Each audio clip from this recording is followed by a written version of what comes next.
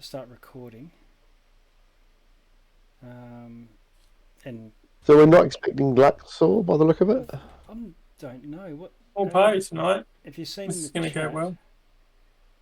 Well, Luxor said he's not going to make it for the game, I think. Okay, all right. And Chris?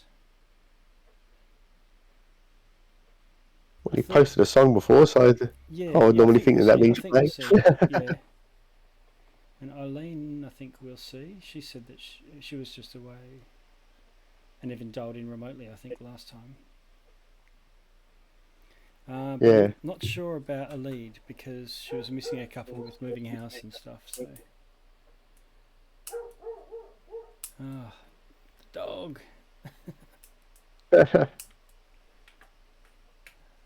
Family are out at the moment, so they'll come home and then the dog will get happy again. Right now, he's barking at every person that walks past. Yeah. We seem to have a soccer team in the roof. Yeah, we get a lot of that here. Yeah. They can make a noise, can't they? When they jump on an iron like a tin roof, Yeah. bang, bang, bang, bang. Yeah. Yeah. We get the same here. Yeah.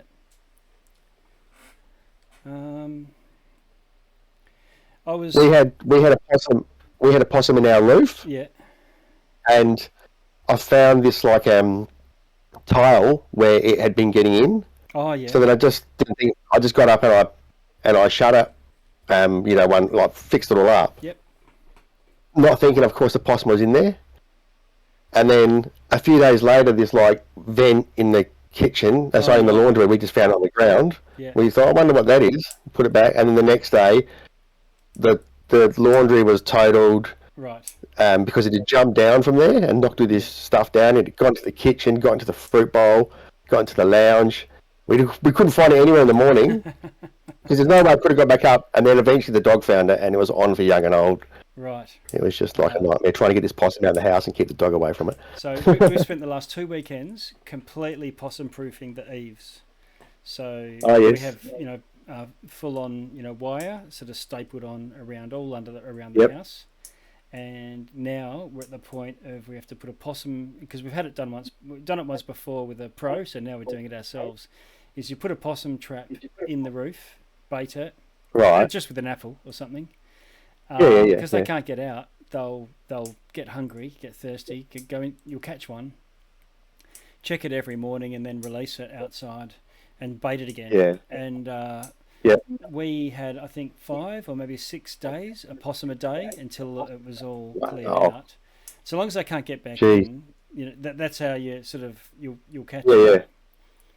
And the shyest possums are last, but eventually you'll trap them, and then you don't get dead possums, starving to death on the roof or anything like that. It's humane, but yeah. Yeah, well, that's it.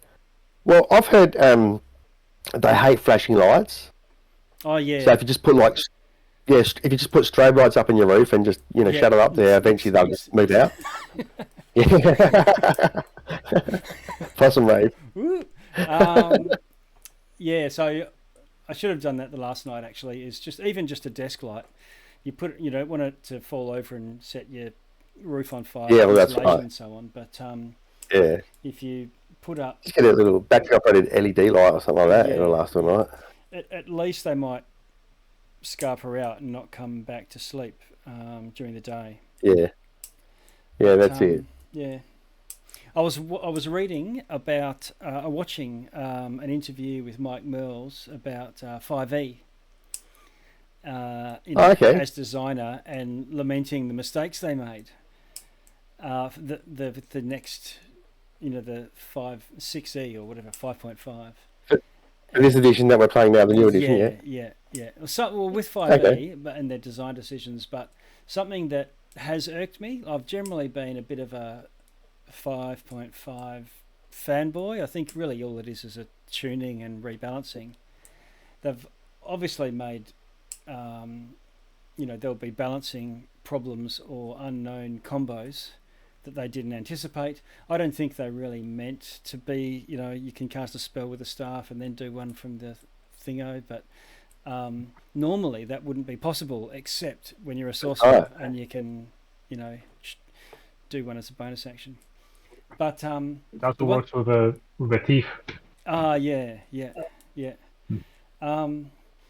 But one of the one that does irk me is where you're sort of, like maybe I'm getting on my bandwagon here. A fundamental thing for me that I didn't like about as 3 and 4 for that matter, was how customizable everyone was.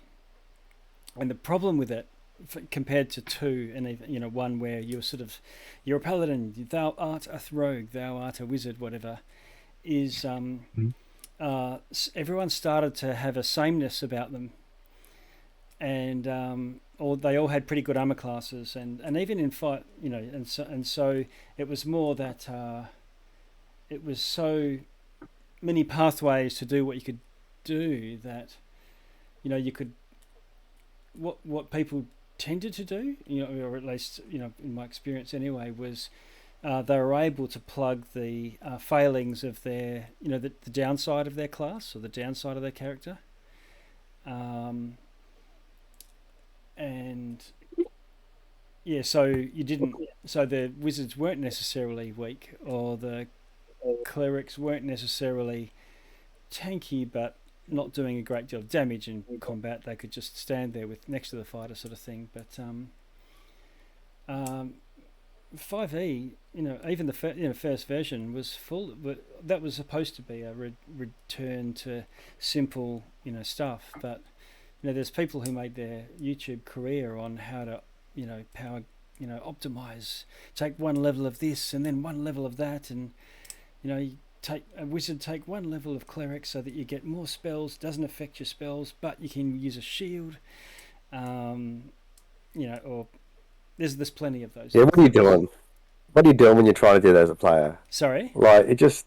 When you're trying to make yourself invulnerable as a player... Yeah. It's just, like, what are you trying to do? Yeah. I think there has to be an agreement as a player that you're going to be a victim sometimes. Yeah.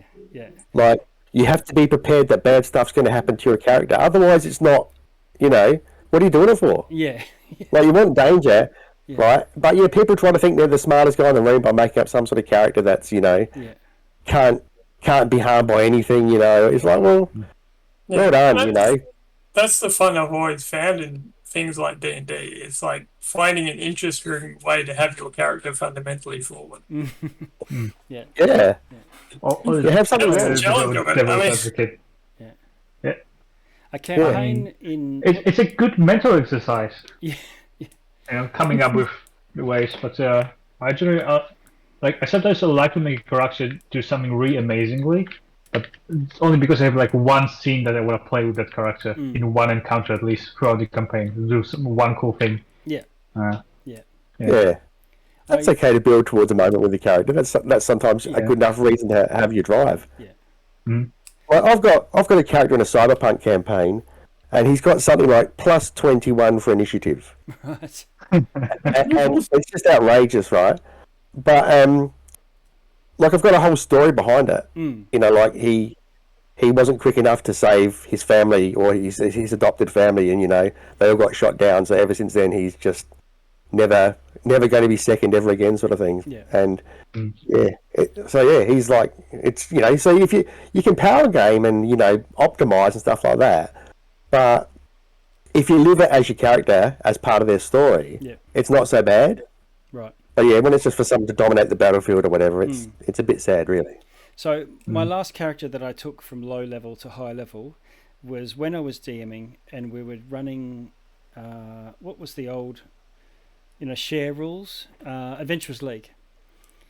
And so I could take him along to Adventurers League games, and I only did a few of those, but you got rewarded in Adventurers League games by you could up level your own character, and if the party found stuff that was actually legitimately in those adventures, you could just chuck in whatever you want and then give it to your own character. But your character could take those things up to the limit that they could hold.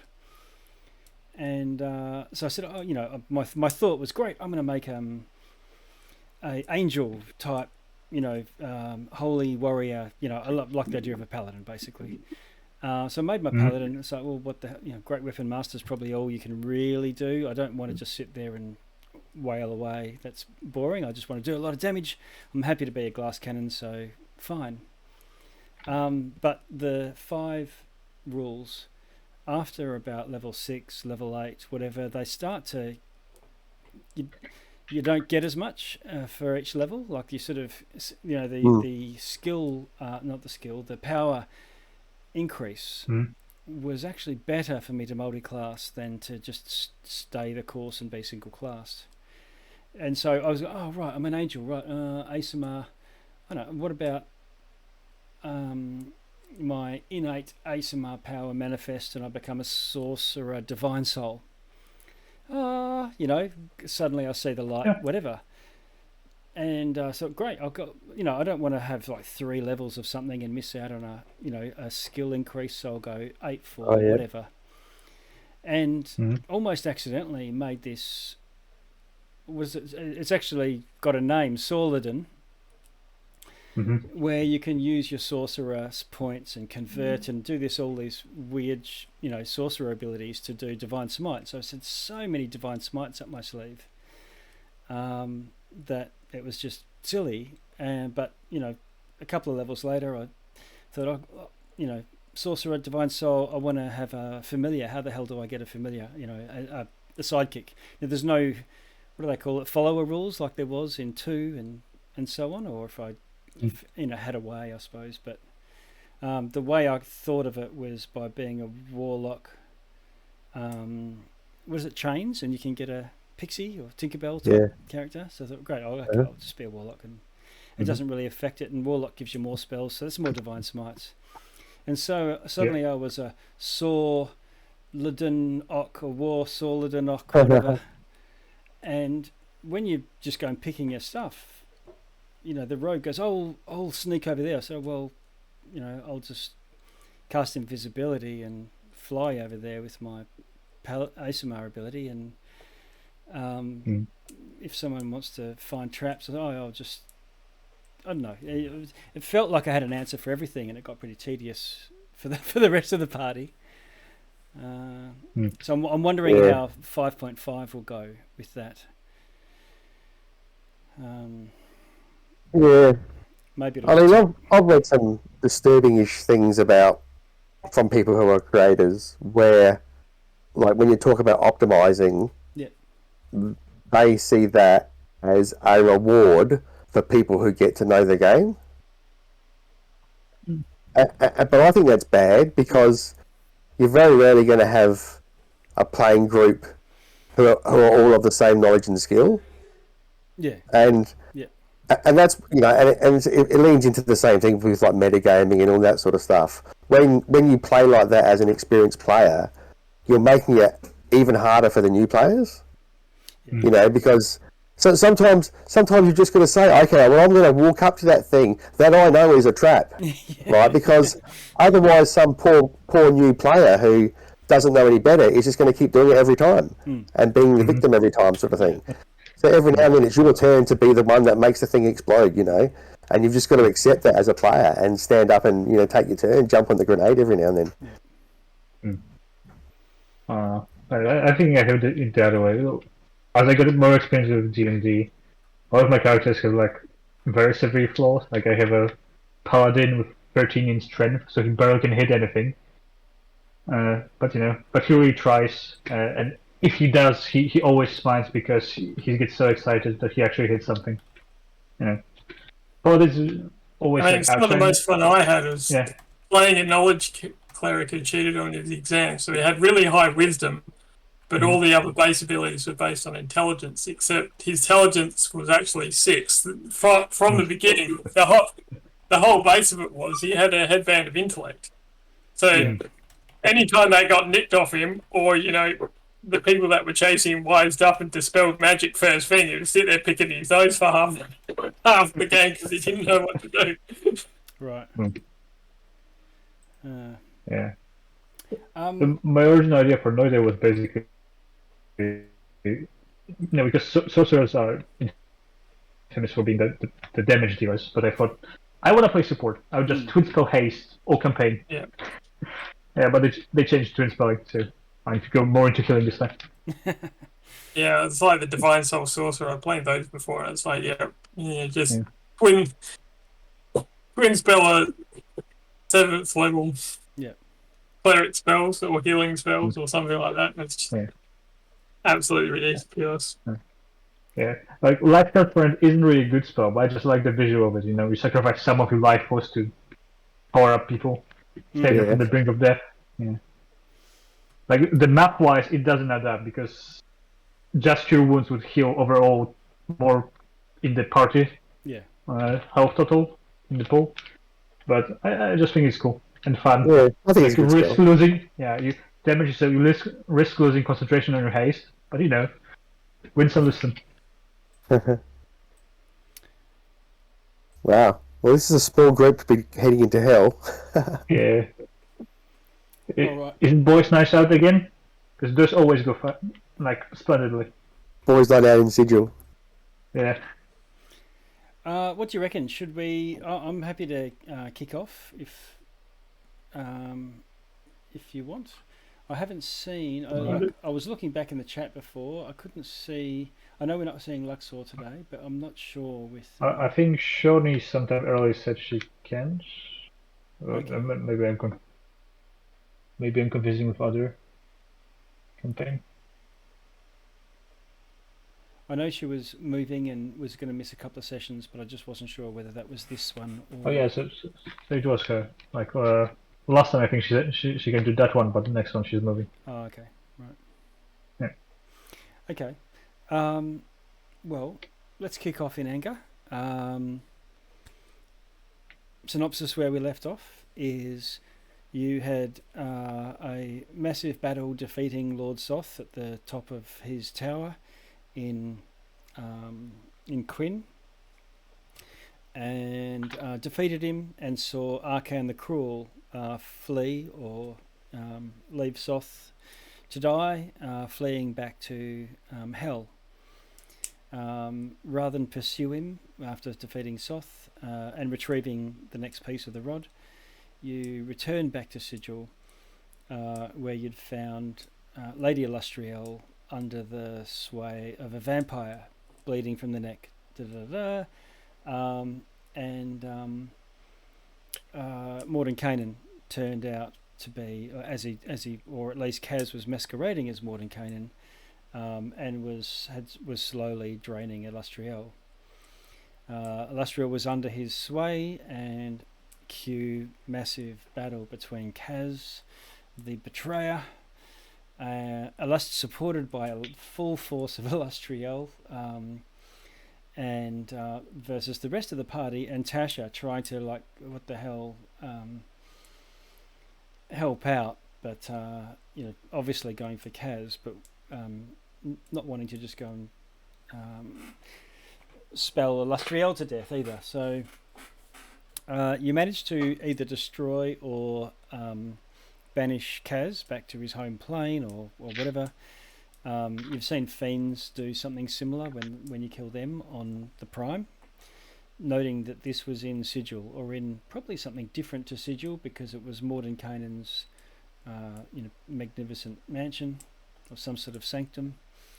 So where that is as a demiplane or whatnot is unknown, or known only to Mordenkainen, who you don't know how long this had been the state, because you've met Mordenkainen a couple of times, but a couple of times more recently when you'd gone back to Sigil, he was not there.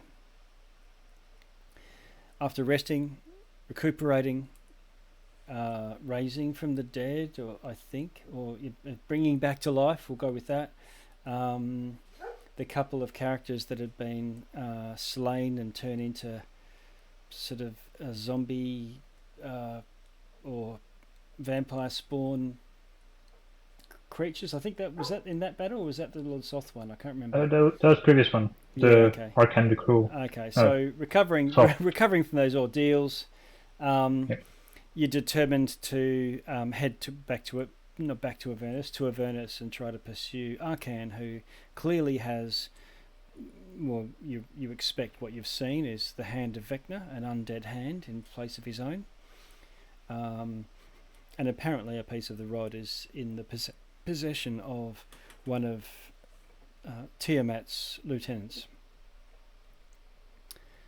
So, but whether Tiamat Tiamat's lieutenant was Soth in the guise of Tarkissus in Kryn, or there is another piece in Avernus separate to that, in the hands of some other champion, because Tarkissus and Tiamat, Queen of Dragons, are one and the same character by going by different names on different worlds. So let me see. I'm looking at where you've gone through the portal. Steeled yourselves. There is, I think you can probably see a few miles around. It's a smoky volcanic sky. Every now and then, meteors seem to hurtle from the through the clouds, and there's massive explosions somewhere off in the distance. Turns into a little sort of mushroom cloud type thing. The ground has a reddish tinge to it, as if there's a lot of iron within the soil. You can see to the south, looking along this enormous river, some sort of giant creature lumbering along. It very much reminds you of the sorts of giant creatures you saw on Eberron. And to the north, there looks like they could be the foothills of some great mountain, or roots of a great tree, but obviously enormous, miles across.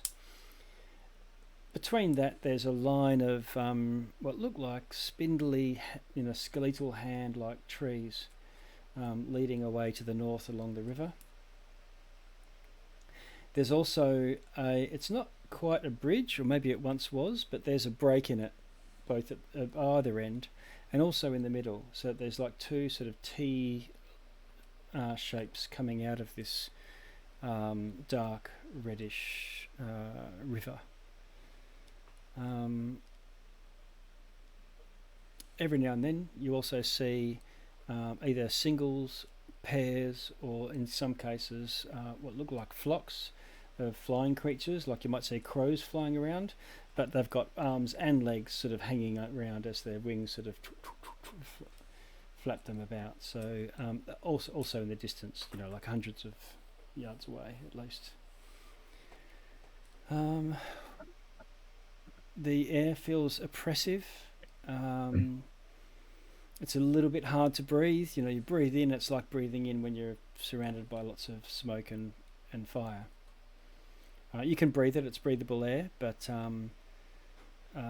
you're still, you can feel that it would be telling after a long time.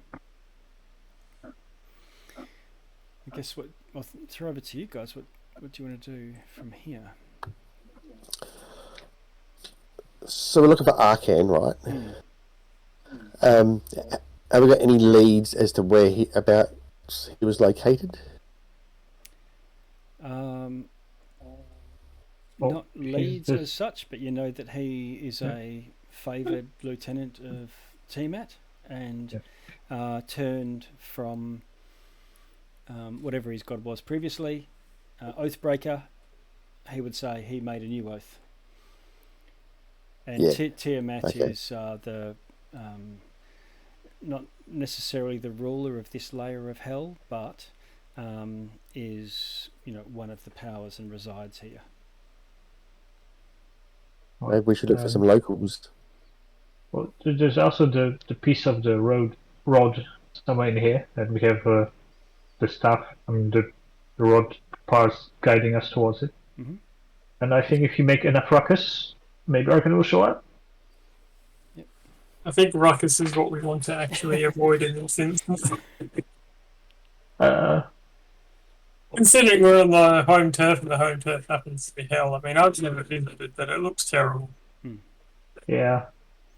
And also, we came here from Sigil. Is there like a... I can't remember how we got here. There was some sort of gate, obviously, but yes. Is there a gate open somewhere that we're hoping will remain open and we have to come back to? No. So this would be a one-way gate, but you've always got the plane shift up your sleeve. With okay, from the staff. Yeah. Oh, well, this staff doesn't have it yet. I don't know if it's the staff. It might have been a lead spell. I'm not sure. a lead. Yeah. A lead, yeah. Okay, so we'll just have to hang around until Lee plays again. Yeah. Note to self: don't cause trouble until a lead gets back. You think you can see a bit of movement to the north. Noida, you get out the rod, hold it, and you can feel a pull to the north, northwest. Northwest. Right. Before we venture forth, I know we can roll like a religion or arcana or something to try to remember some basic knowledge about the customs of this particular layer of hell. Sure. Okay. You can do arcana or religion. Right. Go for religion. And if someone else wants to use another special ability of their own, different to that, that's fine. Yeah, I was going to say, Lyndon's never been to hell before, but he would be going through the basics, checking for threats, trying to find the easiest path to walk, you know, trying to keep out of sight, that kind of thing. Survival. Right. That would be, but once you start travelling and try to make your way as best you can. Okay, religion. Okay, so you know from your deep religious studies, you had to scribe this bloody scripture so many times. The nuns just made you just write stuff out over and over and over again. The frustrated Carmelites who taught at your school said that this, you know that this was once a paradise created by Asmodeus, Lord of Hell. And the river Styx ended up winding through it, giving a permanent, easy access for demons to enter hell. Constant flow of demonic armies, and it's now been a battleground turned to an ash waste ever since. There may be still some vestiges of this sort of, paradise lost, but that's its history. You know that it would have changed hands over the eons. The lower planes changed hands a number of times. Previously, it was under the rulership of a enormous pit fiend called Bel, and he dwells in a giant volcano which he uses as a forge. The forge is so an enormous volcano. However, so while he still resides there, he's not the ruler. He's been supplanted by what used to be an archangel, Zariel, and she invaded hell. There was a great battle between the upper planar forces some time in the past, and somehow she was corrupted, and the nature of being in this plane corrupts. The longer you stay there, the more antsy you get, the more likely you are to start to see the error of your ways and come around to the thinking of a devil. They generally tend to stick to their word, but you've got to really be careful what the fine print. Okay, so fallen angel. So it is fiend. possible to trust them. But, yeah. Right. So fallen angel, a pitch fiend, and Tiamat are the three big powers then. Yep. Other than the demons invading. Yeah, the blood war, the raging conflict between devils and demons, it would probably be fruitless to even try to interfere with that. The conflicts invariably escalate as even minor conflicts tend to others rush in, and it draws more like moths to a flame, and little skirmishes become major battles pretty quickly. Okay. However, so nobody recites all that like a. Yeah, go ahead. It's other than that though, it is fairly barren. So. There's a lot of space between the places, and they do tend to shift. So I'm using this northwest, whatever, but that's just about trying to orient using traditional compass points. Okay, so no, you recite all that from memory like a Wikipedia article. No Kept to problem. memorize as a kid. Okay. So, Impressive. Everyone's pretty. Yeah, that was the worst travel brochure I've ever heard, hasn't Yeah. it? You're not selling it. To my earlier point, don't cause a ruckus until we have to. Yeah. Yeah. Saying about fighting a giant dragon and a pit fiend and a fallen angel seems like a terrible idea. Well, yeah. Well, on the other hand, it is hell, so maybe ruckus is the common thing, and being quiet is what makes you stand out. We don't understand that. I mean, individual ruckus is sure. It's the group ruckus I'm concerned about. It's causing enough of ruckus for them to coordinate the problem. Yeah. Well, we've both got horns, Noida. We could probably fit in pretty easily. We need to paint them red. Lyndon could be an imp. I'll clap you on the back. Come on, let's get moving. Okay. Yeah. Okay. So which way are you going to go, or what direction are you going to go? Yeah, so a point where the rod pulls, but we might be looking for a volcano, where one of the power players is. Maybe they have some info. So you start heading, and it takes you probably about. Oh, hang on a sec. I was going to say, do we want to try and cross the river? Oh yeah. Do you recall anything about the river? Like, I don't know, if I were to dip a baby in it, would that baby become invulnerable to all damage, or? I mean, all damage past being, set on fire, probably. What do you think? I mean, because if we're going to get across the river, even though that bridge is broken, this might be the place to try it. Oh, I can fly across it. Don't count on me on carrying any of you with my 8 strength noodle arms. Anyway, you can get across, Lyndon? Possibly. Should we go have a look? How mean, far yeah, would that be? Yeah, so you walk about 20 minutes or so and get to the edge of the river. You can see from where you are now that there's creatures in the river. Every now and then a large black, scaly back seems to breach. Down at the shore, you can also see what look like slimy worms face up, as if they're just floating on their back, cruising down the river. As if, like maggots caught in the flow. Every now and then one of their heads pop up and they take a breath, and then the lapping of the water sort of makes them sort of half drown, and then they cough and choke, and looks like they're sort of perpetually half drowning. I'll just scatter some leaflets into the flow. Just might help someone. These I think we just follow the river. There's a picture you saw with a big front letter in one of your books, Noida, and these look like souls of the damned. Never too late. Okay. What about the bridge? What does that look like? Okay, so it doesn't. So you're having a look at this, and it doesn't look like a bridge. Like there's no broken part. It's not sort of jagged and misshapen where it's got a clean end, and you can see a couple of figures on top of each of the two T's.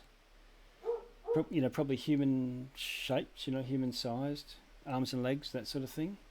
Maybe a little bit stooped. And a couple of you have probably got pretty good eyesight, and you can see that they seem to be sort of looking off to the north. I think we just keep heading north and hope for the best.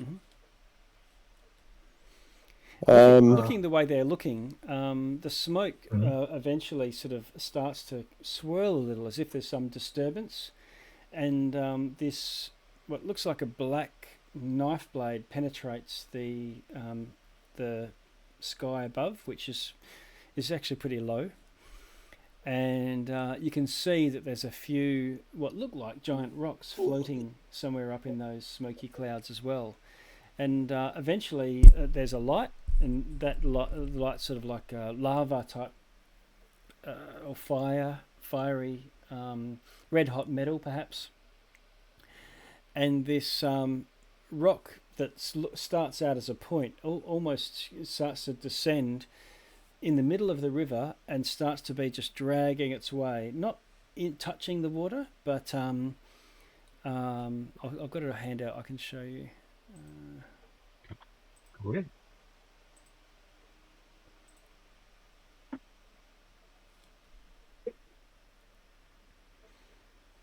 I don't know if you can see that. Mm. Oh, that's big. Yeah. And it looks like it's got windows. It looks like a Star Destroyer, point down, sailing along like a knife fish.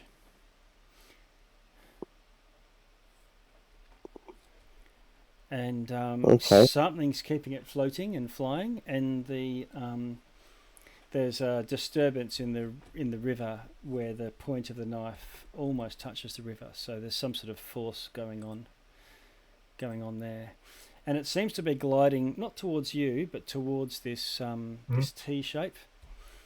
Eventually, it starts to slow and it stops right between the T and pauses there, and it looks like this two T shapes. Almost as if they're like little clamps, and they sort of grip on the side of this T. It sort of lowers and then stops there. This sort of fiery orifice opens in the bottom, and that swirling of the water, you can see starts to draw up like a reverse whirlpool, or a tornado. And starts sucking, almost as if it's sucking water in, like a firefighting helicopter.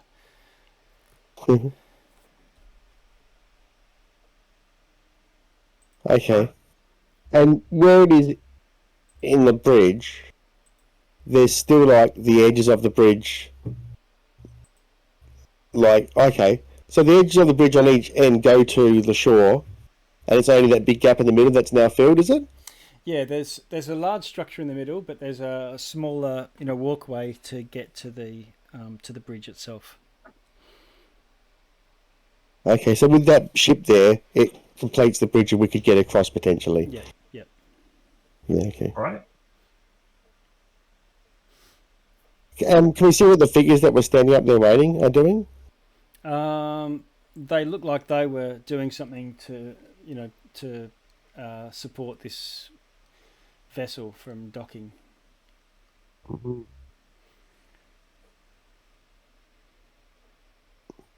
And I don't know if you can see in that handout, there's quite a few, some of the terrain that you're walking through, you think is probably like an old forest or something, but as you move away from that and get down towards the edge, it's actually ribs. Oh. Okay. Well, should we go and try and get across while it's there, or? I think it might be problematic why, I guess, fishes for salt. We don't want to be swept in the current. No, I think we just follow the river and try to avoid it. Keep going north. Hopefully we can get across somewhere. Yeah. How wide is the river? So the picture doesn't quite do it justice, but the handout, but it would take, at least a few minutes. You'd want to be able to, All right. It's pretty wide. Yeah. That's if you're like flying speed or something like that. If you're swimming, it might take 15 minutes. I don't know. Well, I would want to dip my toes in that water. No. Yeah. Not quick enough for a monk or something to, run across. Oh. Okay. And as you're still taking cover, standing there watching, and you see it's not actually water that's being sucked. It's these little maggot type things, about 3 feet long. And as it does, you see the orange lights sort of light up and pulse, and eventually hooks and chains and things are undone, and the vessel takes off, and then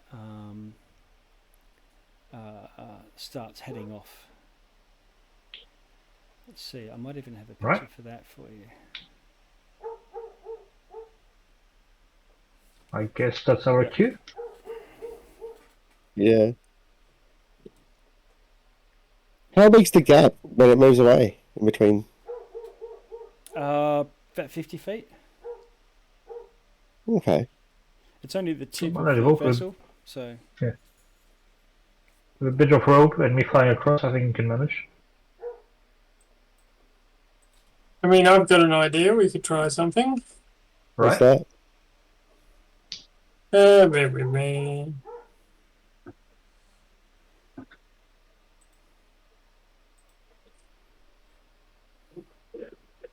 $50.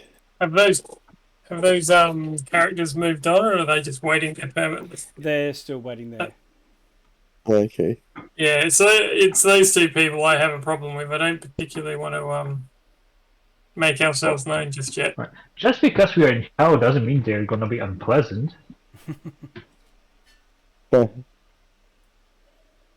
Maybe they're just damned souls seeking redemption with the tone of hard work. Yeah, why don't we just go talk to them? Yeah. Go say hi. At least get closer to see if we can work out where they are. Yeah. Okay. Sounds good to me.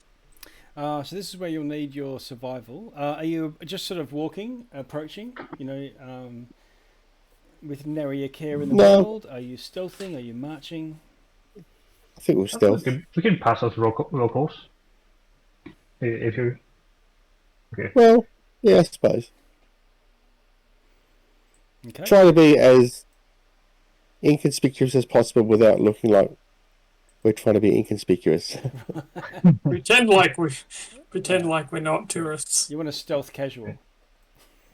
That's it. Yes. Okay. All right.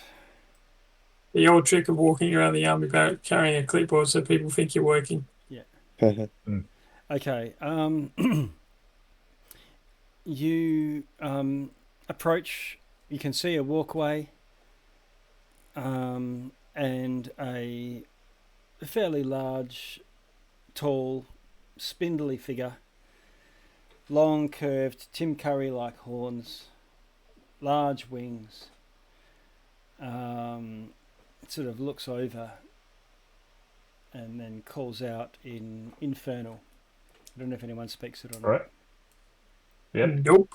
So Tiefling's natural language. Okay. All right. So, what do you want? Who are you? Passing through.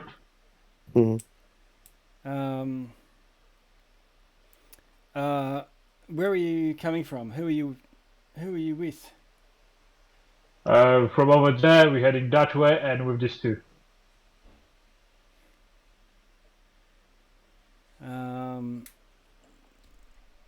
Okay. He says, "Don't get smart. I mean, who do you serve?"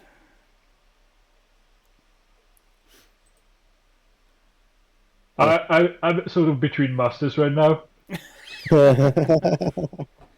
It's a tough market out there. Ah, mercenaries, eh? Okay. In that case, it'll cost you 2 coins.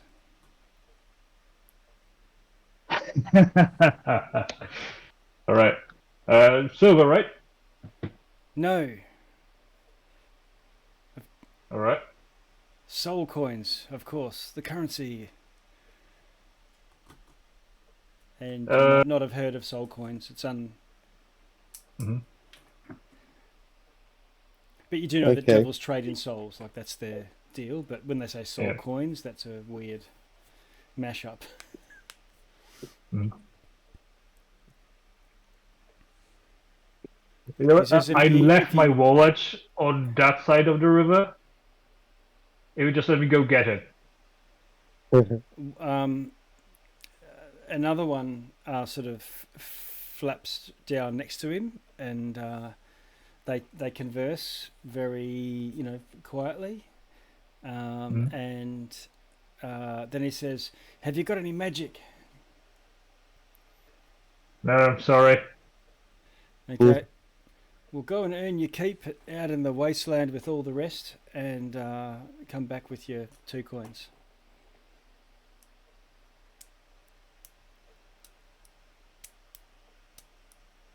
What's he saying? What's he saying, Nora? Oh yeah. Sorry, I forgot. So they want payment in gold coins. I might be translating it wrong. Yeah. Okay. Payment for what? Like, payment for what? For crossing the river.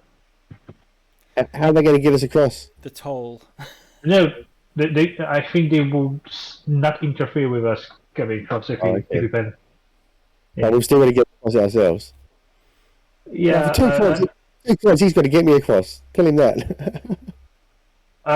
But my friend insists that you provide transportation as well if you're gonna pay. What have you got?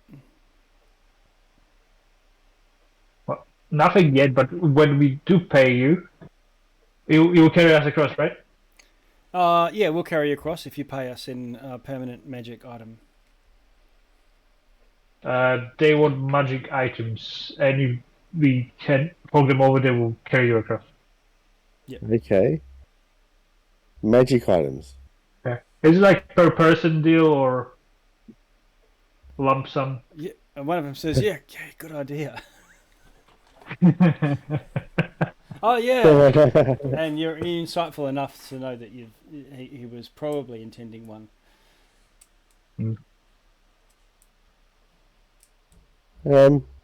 Milton's just going to pull out one of the very fancy bottles of wine that they stole from the last castle, and it's like, it's rarer than a magic item. Okay. So they don't speak those grunts. Okay, so you get Noida's told you they want magic, and you get out the bottle, pass it to Noida. Or you've got the bottle. How many bottles have you got? Right. How many did we end up with? We ended up with a lot. I just pull out the one though. I don't know if probably you can, got at least you 3 can carry many bottles of wine. But yeah. If you're reaching into a bag of holding, let me know. Okay. Stealthily, yes. I mean, we would have to. Who's got the bottles of wine? I keep my bag of holding in my coat. You'd be like Felix the cat. You just keep pulling out stuff.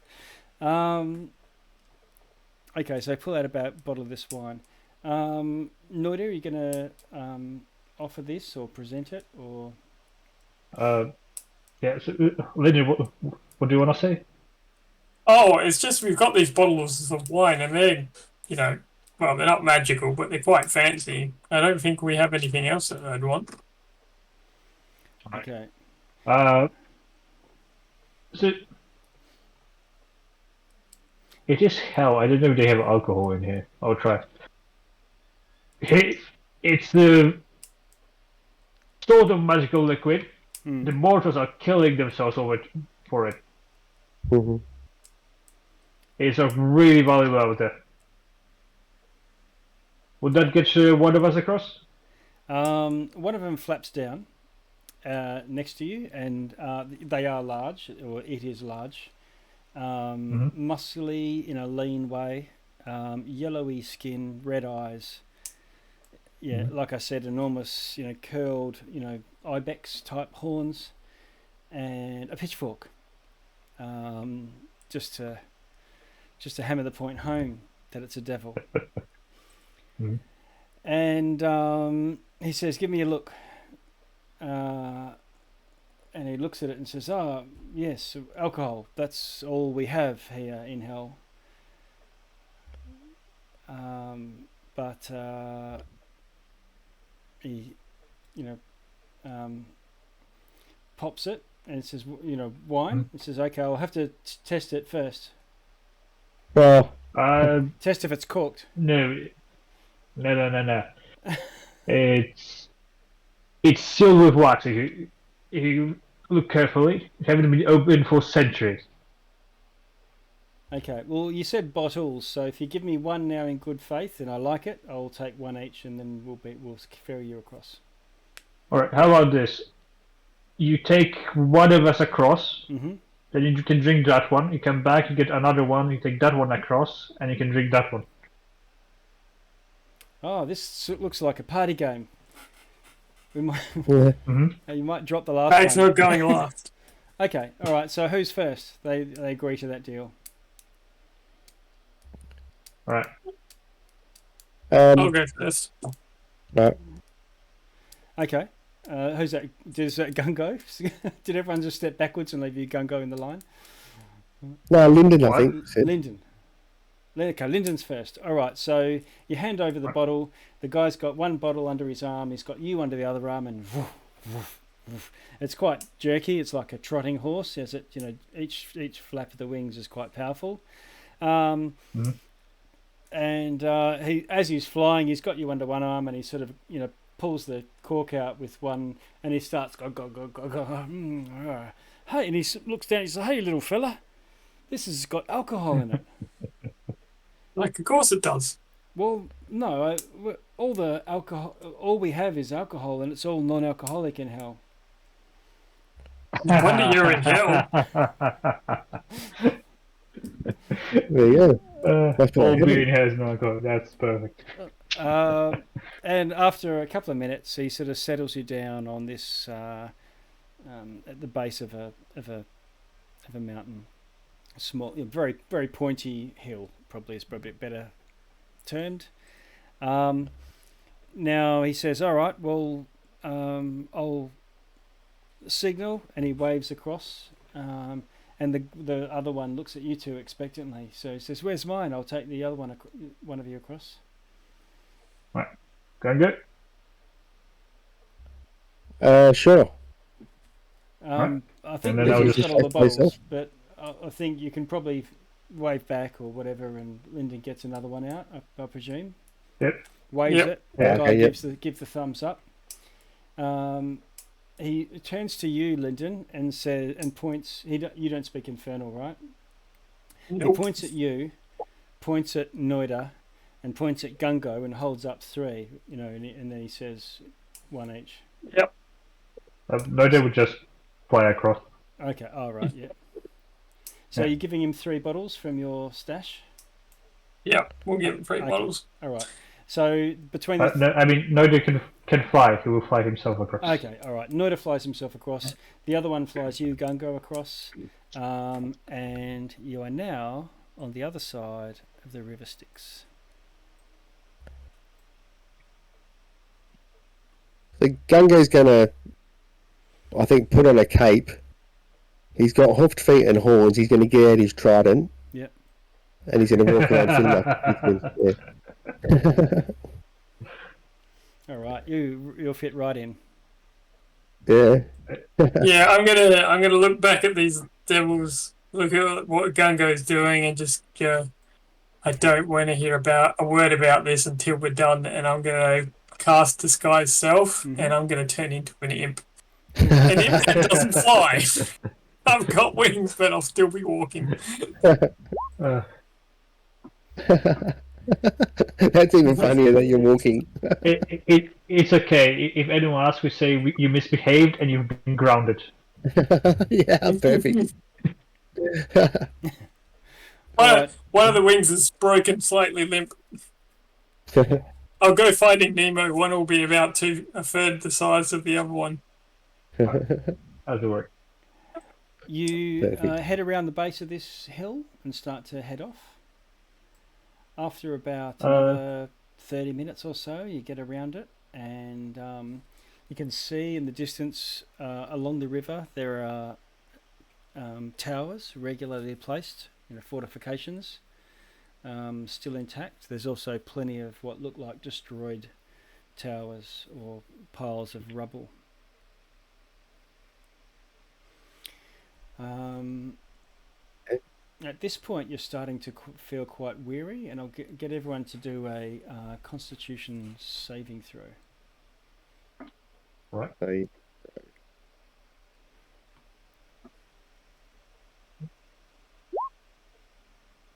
17 from off you start. Lyndon, 22. 8 from Nat 1. Noida. Oh, Nat 1. Okay. Yep. So, Noida, you're finding it quite troubling, both physically as well as psychologically, or your spirit is being assaulted just as much as your lungs. And you take 2 levels of exhaustion. Ooh, okay. Exhaustion. Now, levels of exhaustion are a little bit different in the new rules, so if you do that on your... I think it's -1 to all your checks per level of exhaustion, something like that. I don't remember. Yeah, yeah. I'll look it up. But in any case, so you're all feeling oppressed. This oppressive heat, oppressive gloom. There is a facade of a red stain on the horizon looking like a sunrise, but it doesn't actually rise, and they don't see. Every now and then there's partings of the clouds, and it's just a red sky. But Lyndon, you don't spot any sun or any heavenly bodies of any sort. Yeah, there's no navigational markers, so I'm sort of just reading the landscape and just trying to figure out where everything is based on where we are. Try and invent some new ones so that we at least don't walk in circles. Yep. Is Django's sense of north working? It is. Okay.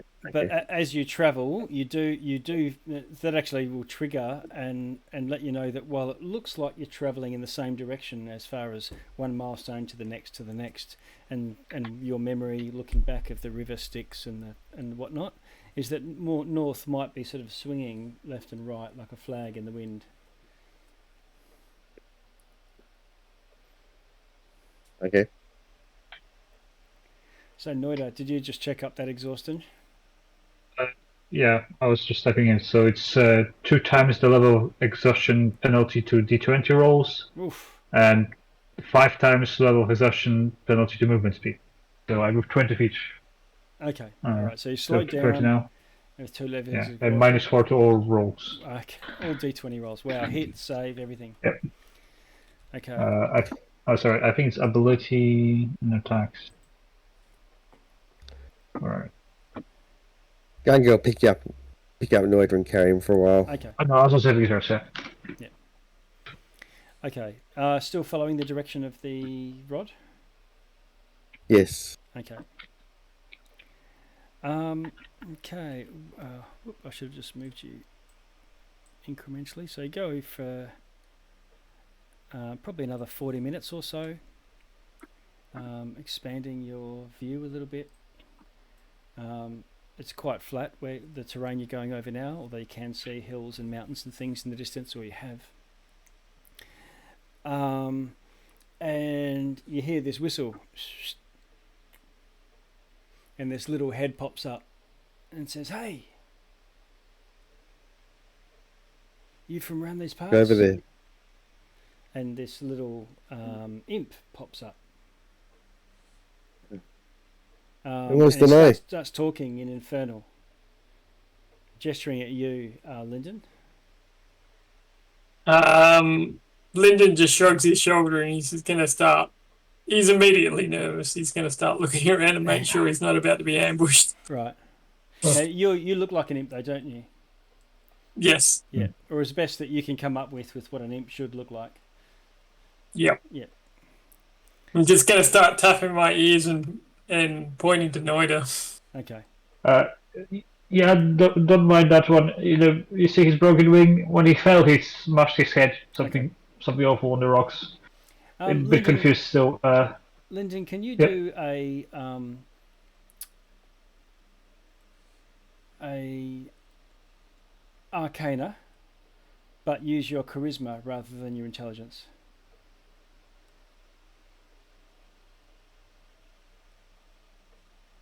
If you've got proficiency with Arcana, you could just roll anything that's got... No, I don't have proficiency. Plus my charisma is a whopping +0, so that's 11. Okay.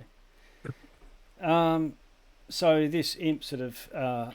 it's still taking, 90% cover and obviously pretty nervous. It looks a bit skittish. And he goes, hey!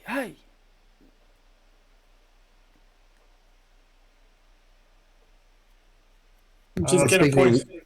Infernal, that right? Have you got any meat? It's no, sorry. All right. Any meat? You got anything good on you? Yeah, we actually got robbed like 10 minutes back. Oh. Okay. And what's with that character? Is he taking the piss or something? Why has he got such a big nose? Us imps don't have noses like that.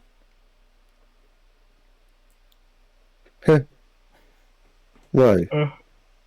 And you do know that imps are supposed to be stooped, big ears, big noses, flappy wings, hunched. And you look across at Lyndon, and he looks like okay. Yeah. Okay, listen here, mister. Yeah, sorry. Yeah, and he just... It is not nice to make fun of someone's facial deformities. He can't help it. He didn't choose to be born this way. Ah, okay then. Well, all right. He seems to be convinced by that. All right. Your passive persuasion is enough. Cool. And he says, "Oh well, yeah, I offer my services. Anything you need." The little guy asks if we need anything.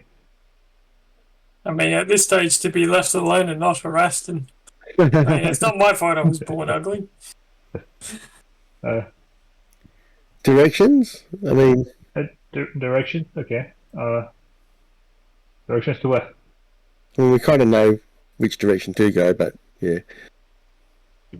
Yeah, no, tell him to get out of the way or I'll stomp at him. So, you see, you offended my friend something awful and he refuses to be in your presence any longer. Okay. All right, well, okay, tell Big Nose I'll stay out of his hair. And he sort of he skulks off into the rocks and things that he was hunkering down in. All right. And you head off another hour and you get to a small stream, river, maybe only about 30 feet across. Not a brook or anything like that, but not, nothing like what you had before. And you can see far in the distance a line of ash or smoke or something. Something's travelling along fast, like a stampeding cattle or something like that. But you can't see actually what it is. On the other side of the river? Yes. Okay. Okay. But you got a 30, and this doesn't look quite the same, even though it's probably a tributary of the Styx. It looks like this must have, gone through a, like some rivers might go through a delta, through a swampy area. It's sort of sludge and blackened, and there's oil slicks all through it. And you hear this voice on the back, "I'll give you for free some advice, don't touch the oil slicks." And it's the same little imp following along behind you. Glad to be of service. I'll put it on your tab. What you said? You just said it was for free. Yeah. Yeah. Free on the tab. $3. Right. Tree fitty. So, yeah. So the little guy, the stuff that following us, he said we shouldn't touch the oily stuff. That seems logical. Something I was going to not do anyway. Yeah. He says maybe that's why it was free. It's Demon Ica. It's Demon Ica. Demon Ica. Yeah. So he calls it. I hate to imagine what happened to the demon.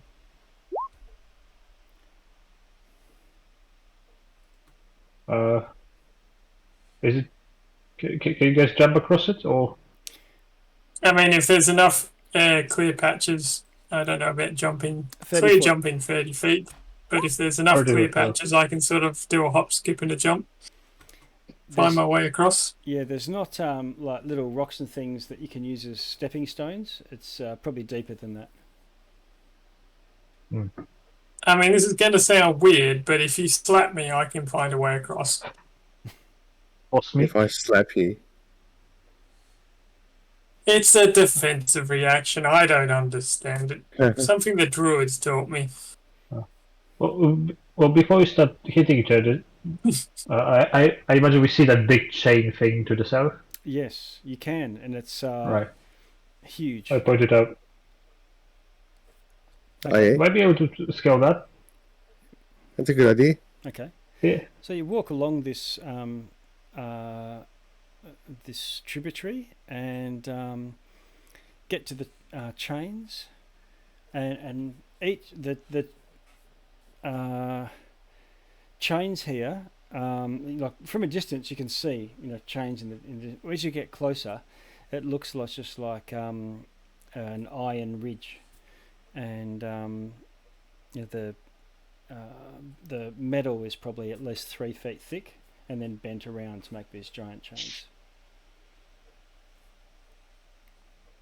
God knows what it would have held, but it's all half submerged in the sand, in the soil, in the ash, and stretching across this this river.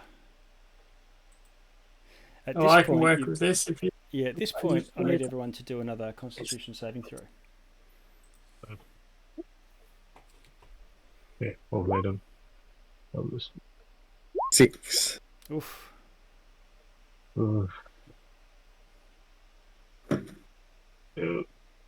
Better. With -4, that will be 18. Okay. So, Noida, you're okay, but Lyndon and Gungo, you both feeling exhausted as well, and take a level of exhaustion. Okay. Right, so do you guys feel up to the task of scaling and balancing on that big thing? Or maybe we should rest, perhaps? I mean, if we rest, we're just going to get affected by the environment anyway, aren't we? So yeah, I think we just could keep moving. Is that something I would know with my earlier religion check about the you plane? could try medicine. Is it safe to rest? It'd probably be more medicine to see in what way, to try and figure out in what way this is affecting you. Or the source. No, that's not something. That's not a proficiency I have. So. Okay.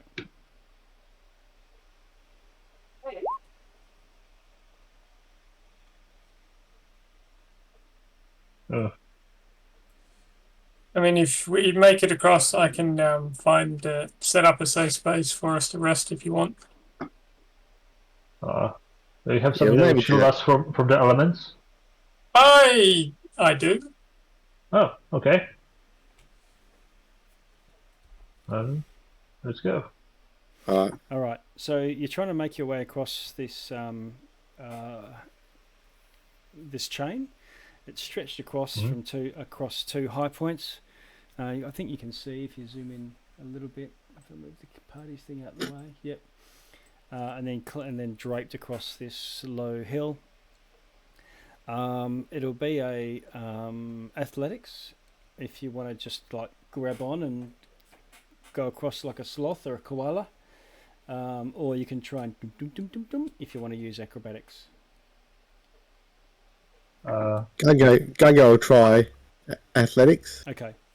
I can give you like a little slap as you go with the guidance. Ooh. Okay. Ooh. Lyndon, you do your backflip, pike position, and 10. Okay, make it across. Gungo makes it across. Oh. And I would just fly. Okay. All right, so the party makes it across. That. It was close. All right, yeah, it's a little bit slippery. And there was pools of this Demonica. And then you hear a voice, that was close. Find help crossing. Sorry? Do you need help crossing or are you fine? No. I'm okay. All right, and then you're going to go up to this hill and look around, are you, Lyndon, for some I'll just space? scout out our area a little bit before we take a rest. Okay, so it looks like there's a few places where the chains have draped, forming a bit of shelter, and the wind. There is a stinging wind. It's a little bit hard to hear. It's not like a full sandstorm or anything, but it's not comfortable. But you find a place that you think will shelter you from the main elements. Yeah, I'm basically gonna use that shelter for Rope trick. just a bit of visual protection, and I'm gonna.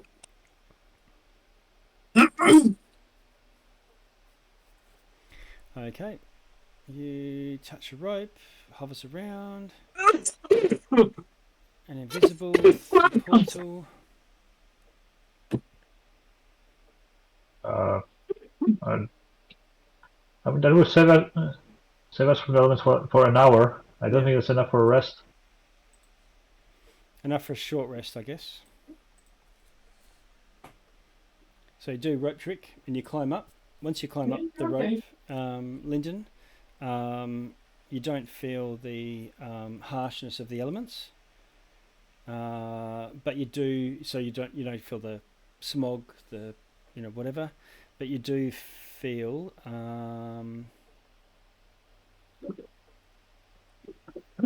So you still feel exhausted, but you can start trying to take a rest. Put your back against the wall and throw your baseball against it. Steve McQueen. Mm-hmm. Do you want to try it? Yeah, technical difficulties. Here we go. Yep.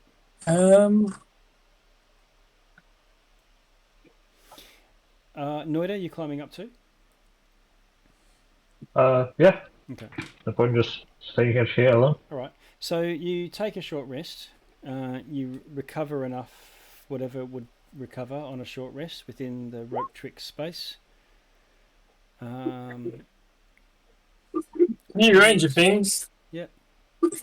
I lose exhaustion on a short rest. Okay. Oh, cool. New range of things. Nice. All right. So you lose your point of exhaustion. The others don't lose theirs, however. Mm-hmm. But at least you got to rest out of the weather. Yeah. I can do that a couple more times today to keep you out of the weather, but it only lasts an hour, so you won't be getting a full nap, unfortunately.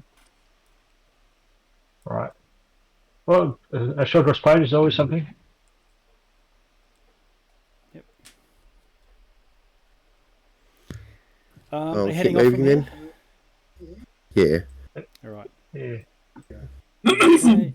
You pick up the pace, carry on, and now you're going through what looks like some foothills of some sort. Traveling for another hour gets you to about this point here. You can see a large tower on an island of a lake of ichor of some sort. This offshoot from the sticks to the south, but otherwise your rod's still pointing in the direction as it was before. You've been travelling an hour. Everyone needs to roll a con save. Oof. Where did you go? This is a voice from behind you.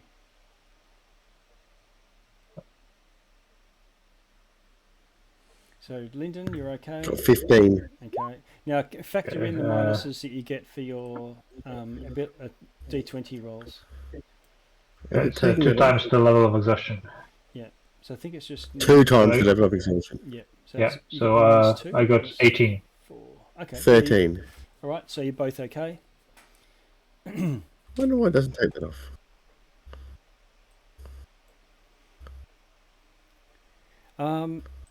Travel for another 20 minutes or so into these foothills, and you can see these large bulbous things just hanging in the sky, but there's a thin tendril of stuff, some sort of filament or something, going from the ground up to it, and there's probably 5 or 6 of those.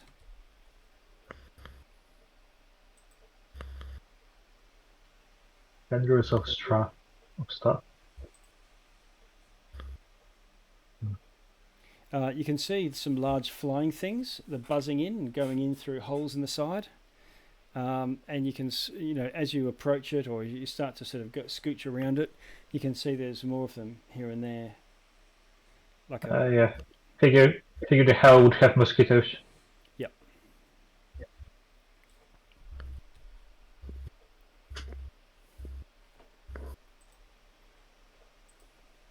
Wait, I know we can sneak by them.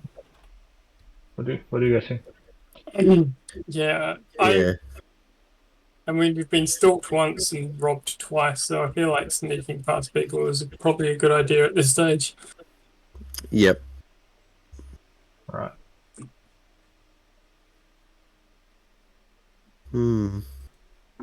Okay. So what are you going to do? Just try and scooch around it? Yeah. Okay. Yeah, there's some... You start to go around one. Can you roll a survival for me, Lyndon? Assuming you're the leader of the scouting expedition. Wow. Natural 20. All right.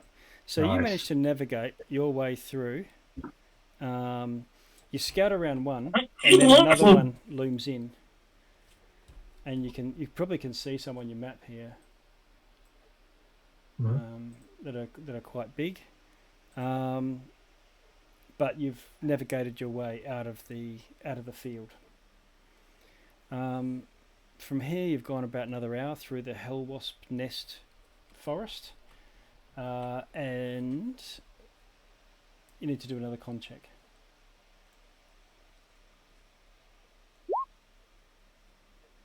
9. Okay. So Gungo, you lose another level of exhaustion. Lyndon, you're okay.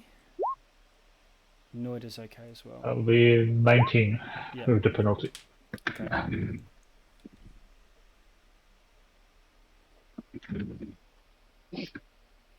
Okay. Well, is that much good? Alright. We still don't see any sign of civilization other than that one tower in the middle of a lake of demon Ika. You make it sound so appealing. No, like habitation structures. You can see some curious green pylons of some sort far to the west. There's a dust storm, which actually looks like it might be moving in your direction. Oh, that's not good. That's not good at all. We need to find what's the name? Camel and gut it alive and hide it inside its hollowed belly, and that's how we survive the sandstorm. I mean, it might work for me. I might fit in there, but I don't even know about all three of us. I mean, how big are camels in hell? Hell camel. And where are we going to find a camel? This time of night. Right. Is there anyone to take shelter from it? you could have a hunter. You're in some you're sort of just coming out of some foothills. They're low and rounded, but might be able to take shelter on one side, or if you can come up with anything else, Lyndon. There's also rocky outcroppings that the hell wasp nests are attached to, and obviously the hell wasp. I don't think we want to be anywhere near giant wasps in the sandstorm. That might end poorly, but we can look for shelter at the base of the mountain. If we can't find shelter, I can always do my little rope trick again. But okay. I'm going to run out the ability to do that relatively quick. So yeah, so let's look for something just in case. Yeah, Lyndon's going to look around and see if he can find any coverage in the mountains. Yep. Okay. Yeah, so it looked like you can get at least a little bit of shelter, but it's not going to be. You're still exposed to the sky, but you've got your backs covered to the full brunt of a sandstorm from that direction, at least.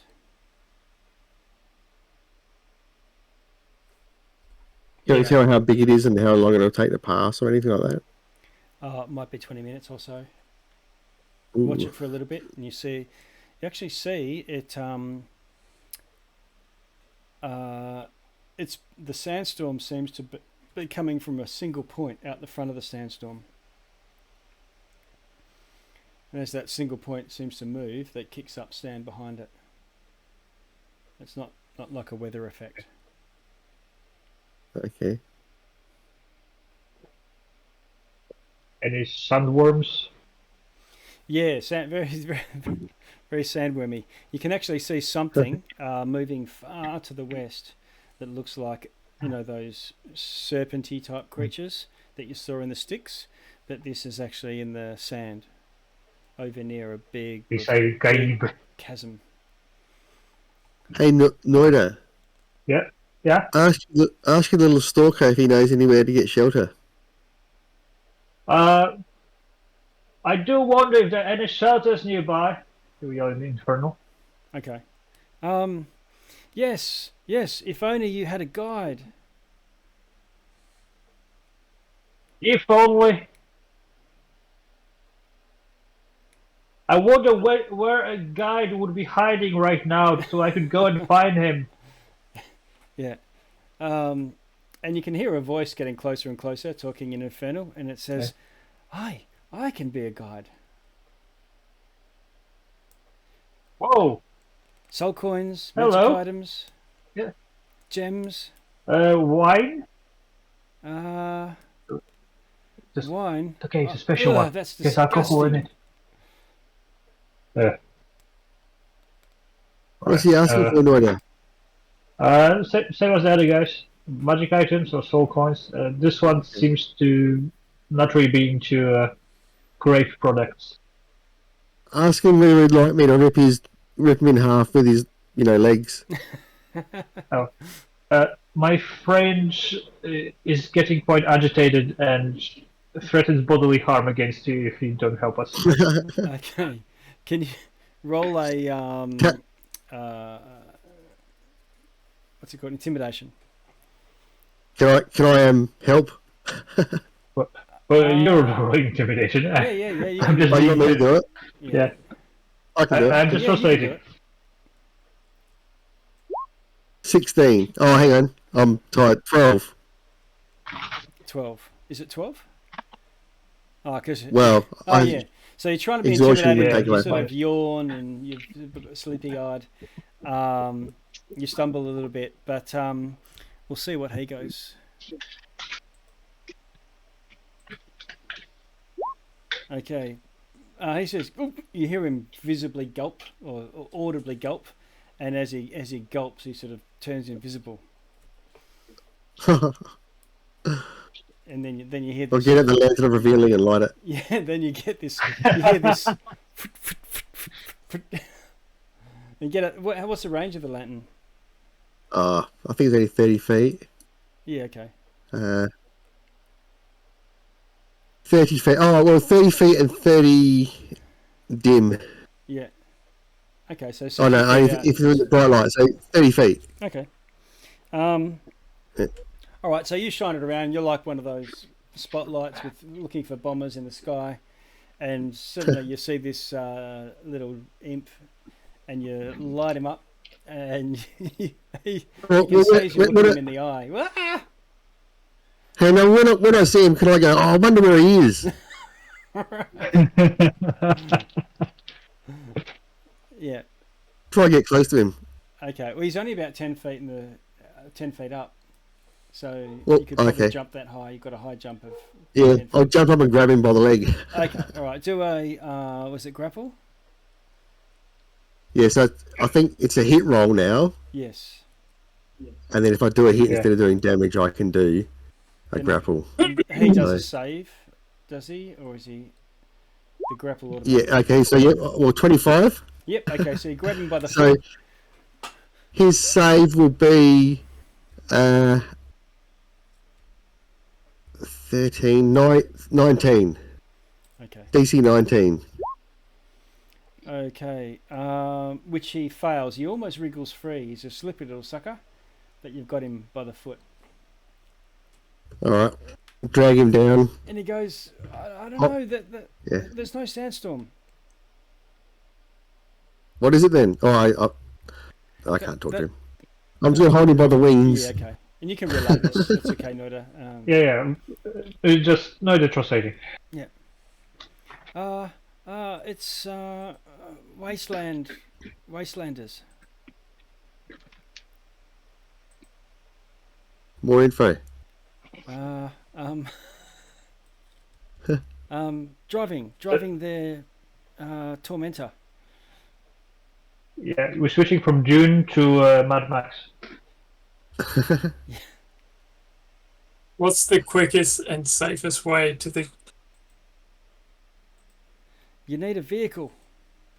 If you're not of these parts, or you need to ride the wasteland. Where can we get one? Well, he points off to where that dust cloud is. Oh, okay. They've got one. Right, take that one. Would you help us? Sure. Because that means you can imp our ride. Yeah, right. And, I'm sorry. all good. He's so he says sure. And you see that there's this dust cloud coming, and as you can see, there's probably 2 points actually, but you only see as it comes closer. And those 2 points seem to be racing along at breakneck speed. And every now and then there's like a fiery, lava, the same stuff, burning coal, whatever, lit up. They're totally pimped out, and they seem to. There's a smaller one, and it seems to be crashing into the side of the larger one. As they get closer, you can see that there's figures on these vehicles, and there's a large one that's standing holding a rail, and there's like a mini parapet around it, and he's throwing what look like metal javelins into the other, aiming at the wheels of the other vehicle. Oh, okay. What a day! What a lovely day! Yeah. Do we want the big one or the small one? I'll show you a handout. Mm-hmm. Well,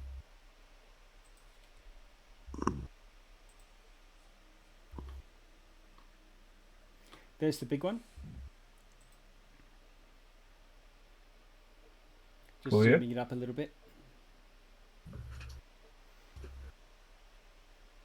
And you can see what look like it's covered in little goblin type characters.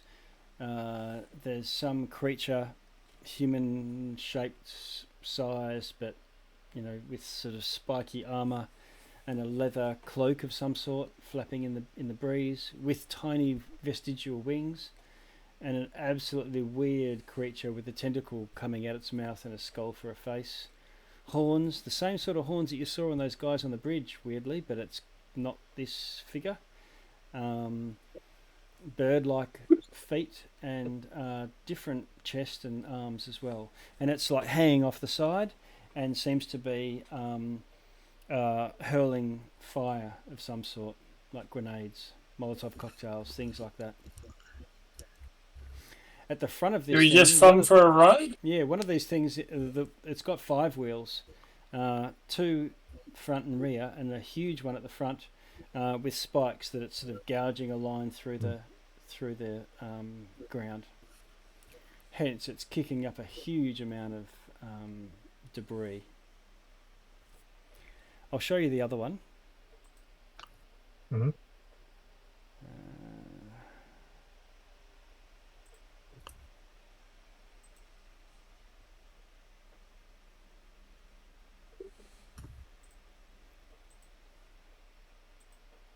So, do we fun the ride? Because if we it looks like a trike. If we're going to get robbed, we're rapidly running out of wine. Well, they do take magic items. If there's something that not using. This one's covered in spikes, has multiple wheels, but one long wheel up the front. Looks like a giant trike. There's someone driving it with large feathery wings. There's someone with a harpoon on a swivel type gun. And there's another one flying above. Perfect. Mm-hmm.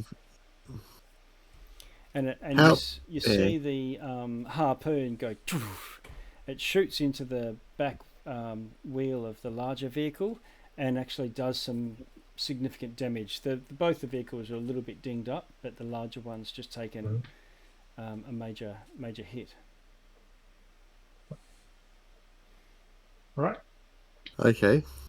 The small one just. It looks like this battle is raging along and going past you. It'll go past you pretty close between where you are in the lower hills and the ravine that's off to the north of you. Everybody ready to jump the Venatrix somehow? The Venatrix, yeah. So it's got it written on the sides there. Well, you reckon we jump on his path? I mean, you could try thumbing a ride, but they don't look like the kind of people who stop. Well, it looks like at least one of those vehicles is gonna end up without a crew soon enough.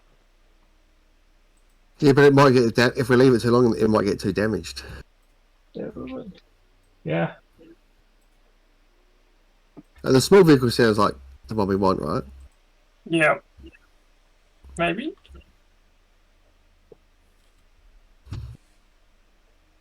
Lyndon's just going to start thumbing for a ride. All right, you stick your thumb out. Let me see. I think I saw it in a comic book once, and I'll pull up rope and expose one of my legs. Okay. All right, I'm going to shift you to a map. Let's see.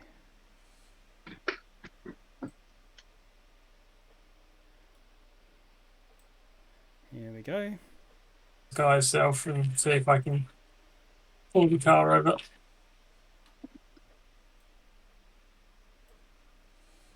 Yeah, but okay, before we start, are we going to try and get a ride with these guys, or do you reckon we jump on and get rid of them? Everyone's been pretty civil so far. I think we could purchase a ride, or maybe just transport.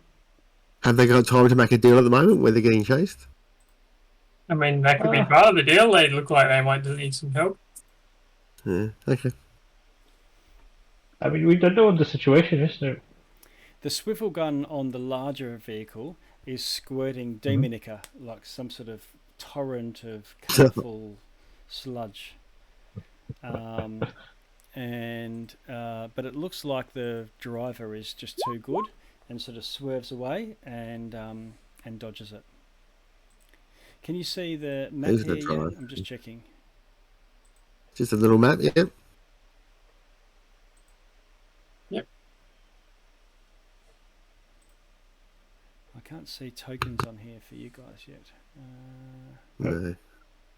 Nope. I'll be back in just a few seconds. Okay.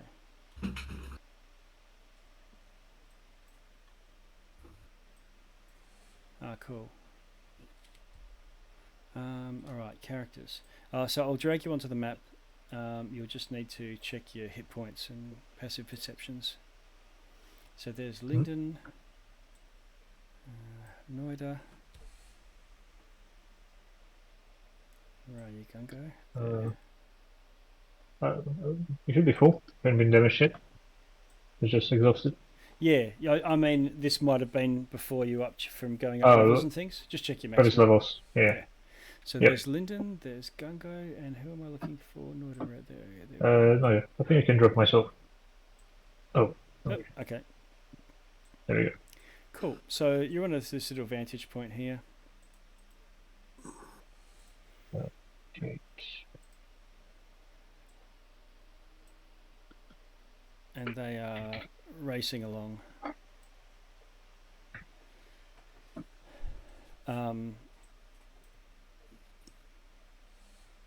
At breakneck speed. I'll put you guys, this is just as they come into view and you see them smashing into one another and so on. So they're going pretty close past you.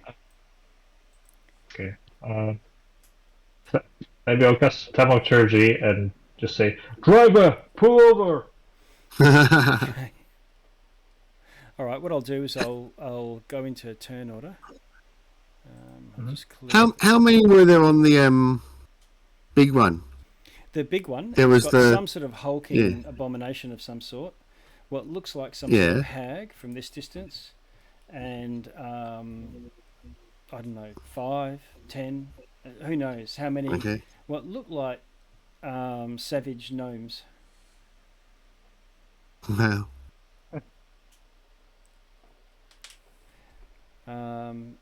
You want initiative, do you? Yes, please. Right. Oop. There's the token.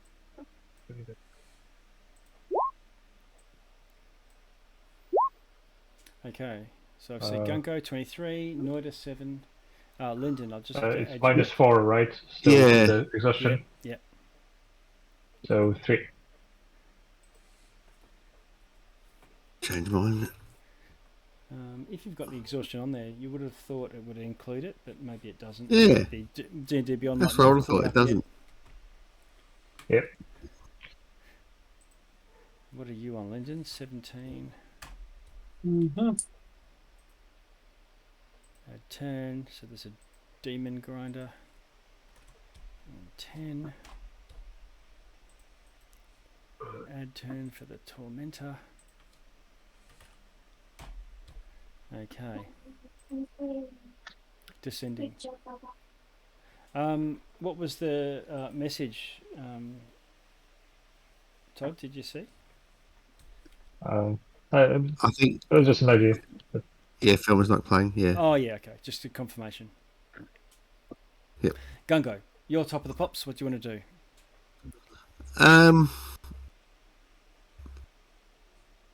Can we roughly tell how fast they're travelling? Within a round, they'll be side by side with you, and within another round, they'll be, 100 feet away from you. Pass. You've probably got one round when they're anywhere within, 30 feet or so. Oh well, all or nothing. Gungo's going to run out here. Yeah. Jump up into this rock. Yeah. Touch his hand on temerity and cast blink. Okay. All right. Okay. Cool. Right. Linton. Maybe I'll just go. Yeah. Yeah. Sorry, just there. Yeah, okay. And I'll see if I blink out. Okay. All right. And then roll your blinking. Yes, blinked out. All right. Okay, Lyndon. Oh dear. So which one are we going after? The big one? Or Sorry, Anthony, one more thing. He'll rage as well. Okay.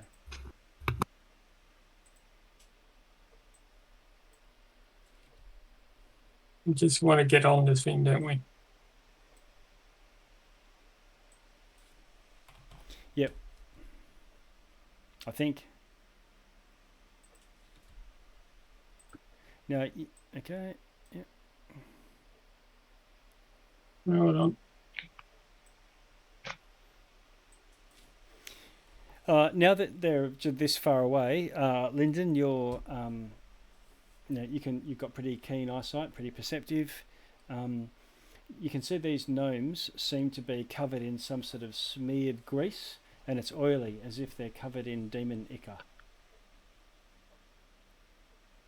And well, we want to stop them quick or get on them. I don't have a lot of movement, but let's see what this does. I'm going to aim for the guy right in the middle and do a lightning arrow. Where am I? Okay. So you can see this. I've got a few copy.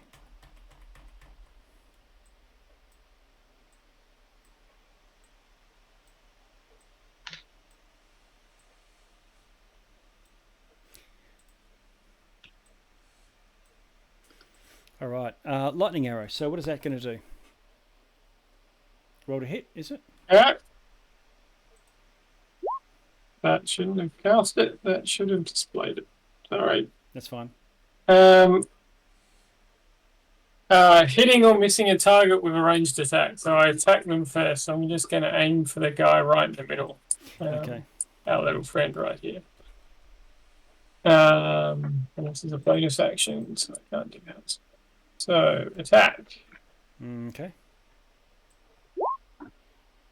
22 to hit. 22 hits. Then we have. Where did you go? So everybody has to make a DC 17 dexterity saving throw. Lightning arrow. So is it an area effect, is it? Or is it a one creature? Yeah, so the creature and everybody within 10 feet of the target needs to make a DC 17 saving throw. Okay, or take how much? 40? The target takes 4d8 lightning damage. Yep. And everybody else within 10 feet takes 2d8 lightning damage. So that's what the 25 and the 15 is the two rolls. Okay. All right, so the guy that you hit goes and it arcs from a couple of bolts and things that are in his body in the joints between where different pieces of demons seem to have been stapled or stitched together. Now that he's close enough, you can see it looks like an amalgam of many demons and devils, and they've been stitched on. And as that happens, he seems to get more energized, and he does this maniacal laugh. The others, however, are not so happy because do they do a saving throw or they take 15 or half? Is that how that works for them? Yeah, so same saving throw, DC 17 dex, and then they'll take 15 on a fail or half as much on a... Yeah, okay, so they all take the full 15 damage, and they they're smoking and burning, and they're not happy. However, the hag at the back passes and takes the half damage. Okay, any movement you want to do?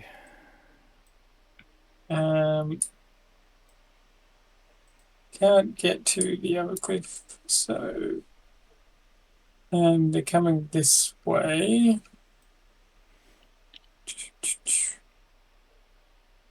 Yep. It's got 50 feet of movement, so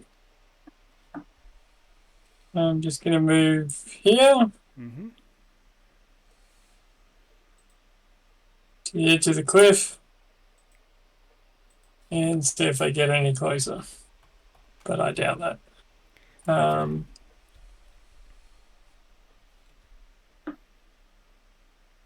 All right, so that's you done? That's me done. Okay, the tormentor goes.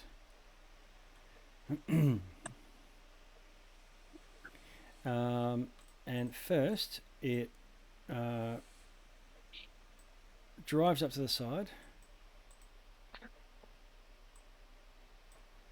and this time it smashes into the back wheel that it's shot with the grappling hook, and the front of the thing goes under that damaged wheel, and wrong dice. My mouse is going very slow right now. Ooh. Okay, it's opposed. All right, and they cause it to kick right up, and the whole thing flips over. I'm just going to, and comes to a tumbling, grinding. Bits go flying off it, and it smashes into this wall here, the side of the cliff. Let's see. The creatures are thrown free.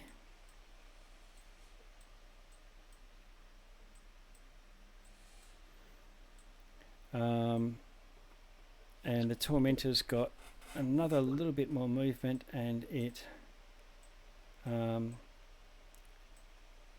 turns around here, runs over the golem, does a bit of a burnout, and runs over one of these little gnomes. The little gnome is now dead. And as it gets to about there, there's a gun on the back, and it shoots, and okay, and hits another one of these gnomes. The gnomes, despite being, you know, caught in a little mini avalanche, none of them are actually dead. They're as tough as, weirdly.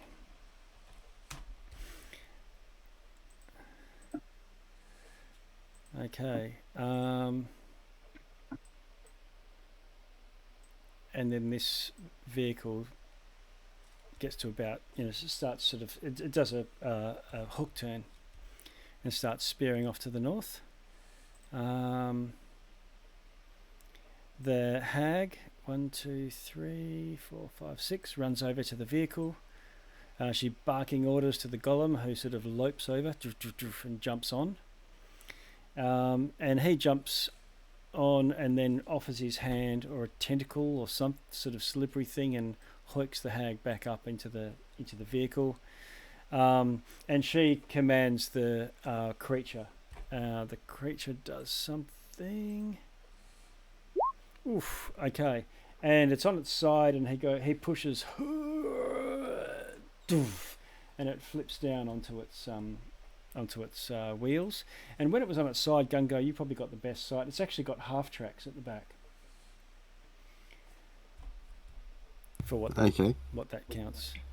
And does it have an inside, or was something driving it from? Someone was driving it from like a helm behind a big shell, like a triceratops. But there's an inside as well. So the driver came off in the crash? Yeah. Yep. The driver was the hag, and she's now, you know, back on top of it. Okay. And these guys sort of scramble to get on top.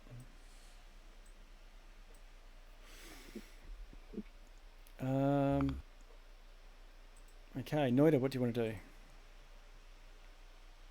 Alright, so seeing how very durable these vehicles are, I guess I'll go with my original idea, which will be to cast reverse gravity, try to catch everyone in.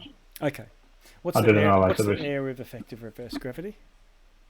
It's 50-foot radius, nice. 100-foot high cylinder, and I can cast it within... Where is it? I'm sure it'll be within range, within 100 feet. Yep.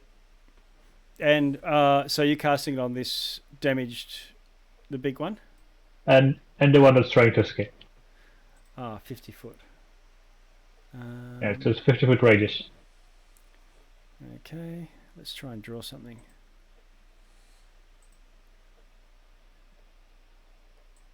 One, 10. Oh, much better. You got the 50-foot radius thing going? Yep. Something like that. Okay, I will spend sorcery points. Bad time. No, I will spend sorcery points to exclude allies from the. Okay, and is it 1 point for any allies you want, or 1 per ally? I need to read the new one. Gungo's not there, Yeah, remember? you can't see Gungo right now.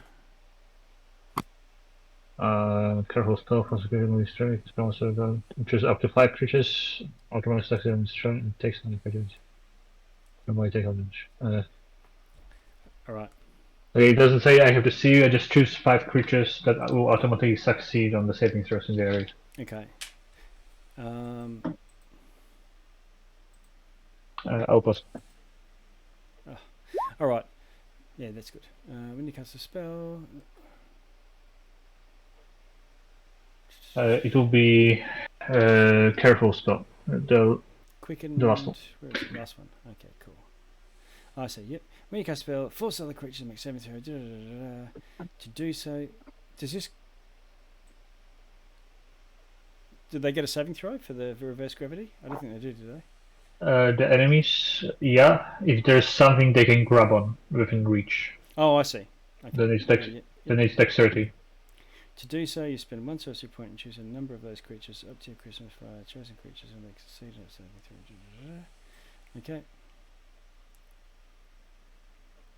And that's at the point you cast the spell. And how long does the reverse gravity last? Let me go back. This is a tricky one because Gungo is actually on another plane right now. He won't be affected. He doesn't have to make a saving throw, but he might if he comes into the area. I mean, it lasts. It's a concentration spell, so I can hold it up. Okay. Uh, All right. Okay, no worries. So you would know that you can choose Noida. You can choose yourself. You can choose Lyndon if you wish. Gungo's not in the area and has to make the save or fail at this point. Okay. But I've seen him use the blink, right? So I know that he can teleport somewhere. Yeah, you know that he might like when he reappears. be in it when he comes Yeah. back. Yeah. Okay. Right. So yeah, I'll do it. Okay. All right. So you cast the spell, and let's see, saving throw. One saving throw for. So all creatures and objects in the area that aren't anchored to the ground go upwards. Okay, so you see a lot of these. Yeah, a lot of the creatures that are just piled onto this demon grinder. All they feel the gravity pulling them up. They grab on to the demon grinder, and then the demon grinder just drops as well, and they go with it. The oops, D20. Okay, so the tormentor, the character that's on the back, shoots her grappling hook into a fissure or in the ground, and what happens is the whole thing lifts up off the air, probably about 15 feet off the air, and sort of hangs there for a minute. One of the 3 characters in this vehicle sort of lets go and flaps her wings and just takes flight, but it's hanging there 15 feet off the ground. All right. And for quicken spell, I'll do the thaumaturgy. Like, excuse me, can we have a chat? I don't mean to interrupt your death battle, but we need a ride. Okay. And that's what. All right. So that's, in what language? Infernal. Okay. These are the demon grinder is like 100 feet up in the air. But yeah, just call yeah, that's why you quicken spell thaumaturgy. Yeah. Okay. To boom my voice. Oh, I see. Yep. Okay. Yeah. Can you roll a persuasion for me? Right. Ooh. 17 minus 4, 13. Okay.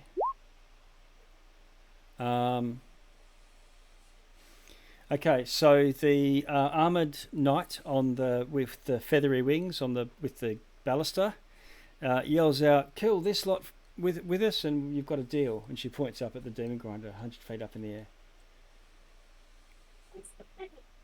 think that's my turn. And the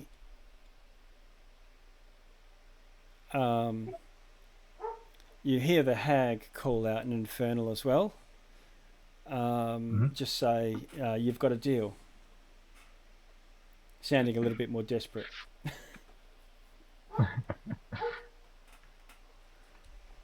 Gungo. Okay, so they've both agreed to help us if we get the other one. Is that what's happened, or? It seems. Okay. Now, so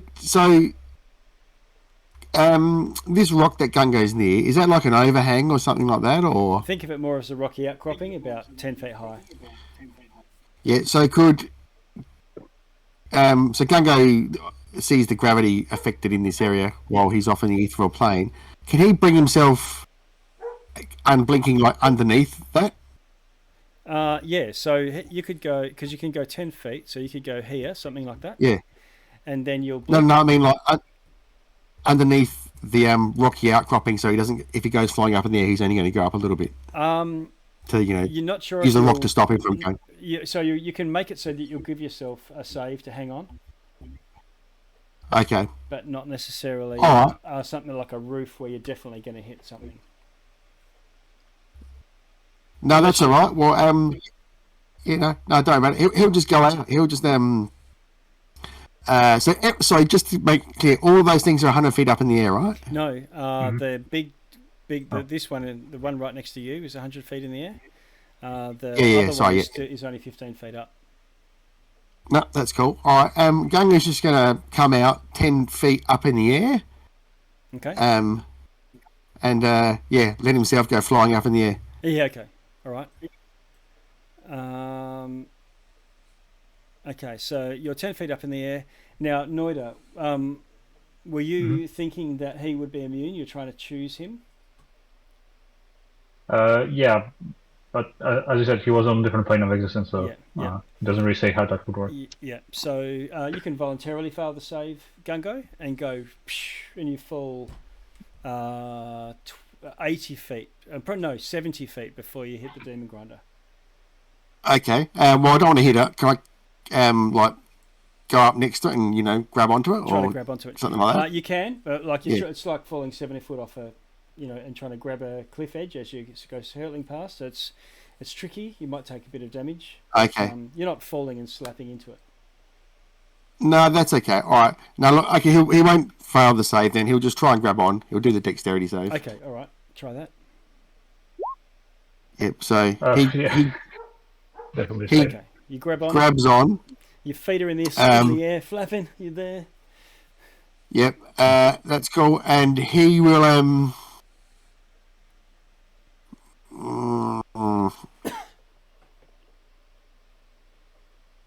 yeah, screw it. He'll use his bonus action to drop his rage. Okay. And then he will get out he'll use his action to use his wings of flying. Okay. And then he will, I'm not sure, I have to work out how far. He'll start flying up in the air. So that'll be, I think you can go 50 feet with wings of flying. Yeah, so and that'll be him done. Okay. All right, so you've flown 50 feet up towards this thing, or actually lowering yourself down 50 feet because of the reverse gravity. Oh no, you say you're still in reverse gravity. Yeah, and I don't blink out. Okay. Lyndon. So our large friends in the Tormons are on board if we can get rid of the small one. Is that where we got to? Demon Grinder. That's what the creatures of hell are suggesting. So we want to go after the little one. That's okay. Can I see too far away anyway, Lyndon, to sort of converse enough for plans, unless Noida you're shouting out something. Well, Gungo's flown up towards the big one. Yeah. Yeah. Now, Lyndon, it looks like you're in reverse gravity. Sorry? Isn't he in reverse gravity, or is he immune to it? He automatically saves, doesn't he? Yeah. So you're hanging on in a reverse. You're off the ceiling. The world's upside down for you. Let me read. Oh, okay. Because you're not immune to the reverse gravity. You are. You save. I believe. Okay, yeah. This is a reverse gravity area, and you've automatically clung on or something. I think. Yeah. Okay, I get it. It doesn't say anything after the save. It just the creature can make dexterity saving throw to grab fixed objects you can reach, thus avoiding the fall upwards. Yeah. Yep. So this gravity is still reversed in that whole area for everyone. But the chosen creature automatically succeeds and takes no damage if half. So you've succeeded. Yeah. You're hanging on as well. You're in the area. Just means you don't have your hands. I can fly anyway. Oh yeah, okay.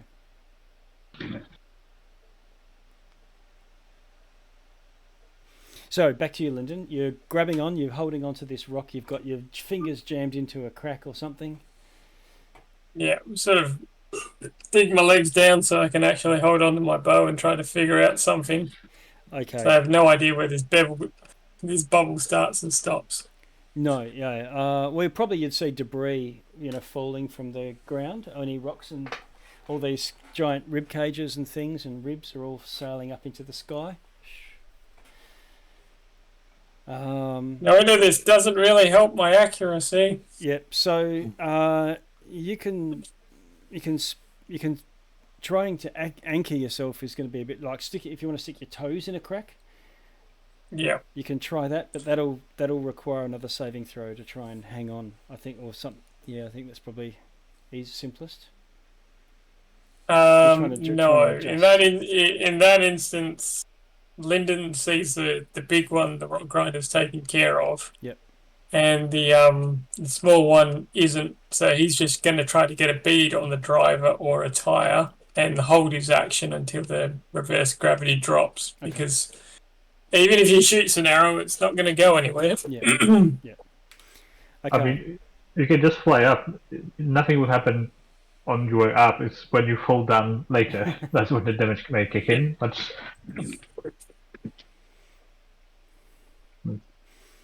I'm just going to hold my action. Should you think of any other way to keep both vehicles in here? Right.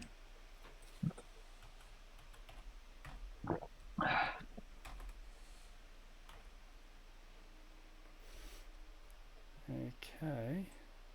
All right. So you hear this, and the winch goes on the tow rope thing, and the wielder of the harpoon winches the tormentor back to ground level so that at least two wheels are touching the ground, and it's now two other winged warriors go flying off. Let's see, to here. Draw swords. They're upside down. 1321.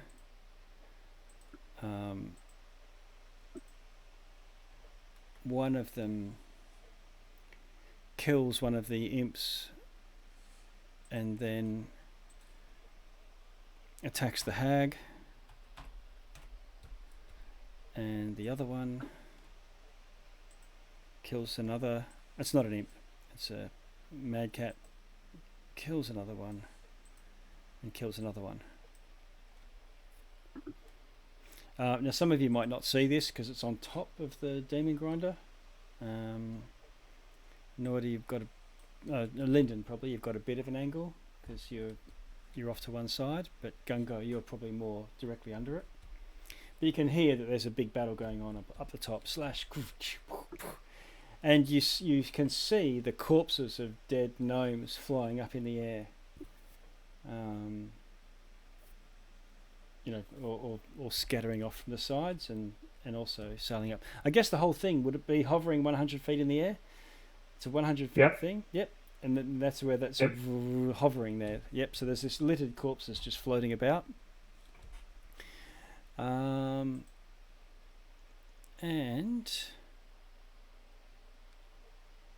that's it. The demon grinder goes.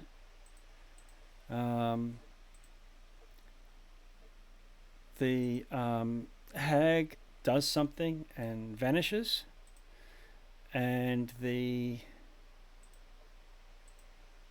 bizarre amalgam starts to twitch and wig out, and it goes into some sort of berserk frenzy and starts to wailing away on one of these warriors.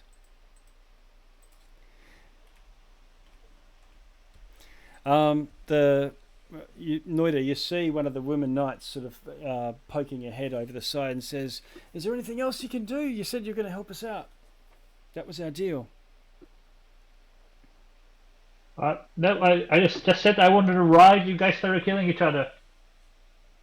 But I'll share with Lyndon and Ganga what they want. Okay. Noida, it's your turn. You can do what you can do. Right. I'm trying to be a lawful guy in hell, so I will cast Mass Suggestion. It's up to 12 creatures. Mm-hmm. Would that cover all of them? Yep. Alright, so 6th level Mass Suggestion, and still with thaumaturgy so everyone can hear me. Yeah. What? This is ridiculous. Why don't you just calm down and talk it out?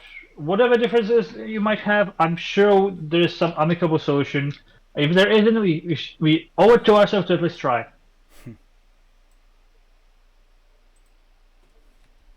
Okay. There'll be Wisdom 18 saves on it for everyone. Okay.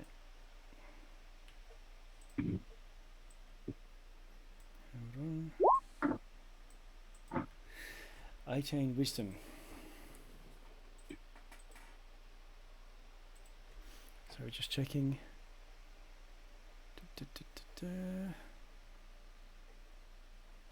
All right. What have we got? Okay. Okay, and sorry, what was the statement? What was the intent? What did you try to do? The intent is to have them stop fighting and start talking, and try to solve their differences in peaceful manner. Okay. All right. One of them yells out, "This thing's berserk. It's going to keep fighting until it's destroyed." Which one? The knight calls down that this thing, pointing at the golem, is broken and faulty. All right, then we can deal with that, I guess. That might have been me. My bad. Sorry. Gungo. You probably okay, Gungo's... You weren't blinked out. I just wanted to check. You weren't blinked out, were you? He wasn't blinked out, okay. No. All right, so what do you want to do? So, how far up... Did he get flung up in the air by the reverse gravity then? Yep. You can be 100 feet up in the air if you... okay, so he's floating just next to it there. Yep. He did. And it's just this guy that's on top now, isn't it? And the two warriors. Yeah, okay. From the other vehicle. So, and they're flying. So Gungo's just going to fly up over to the base of this thing. Now it's just floating in the air. I don't know how this would work. Yeah. Can he just tip it over? Yeah. It's weightless because it's not weightless. It's not massless, but it's hovering in that space between reverse gravities between two. Yep. He's just going to Superman it, push up from the bottom. Yeah. Okay. He's just going to go. All right. Push it up, turn it over. Athletics then.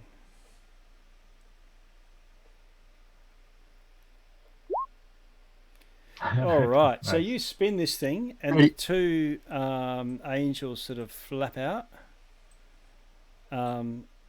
The vehicle tips over.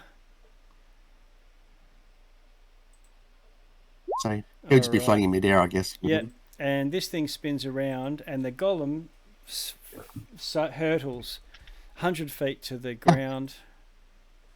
Golem. Well, he won't fall, will he? He'll still be in the reverse gravity. Oh, he's still up.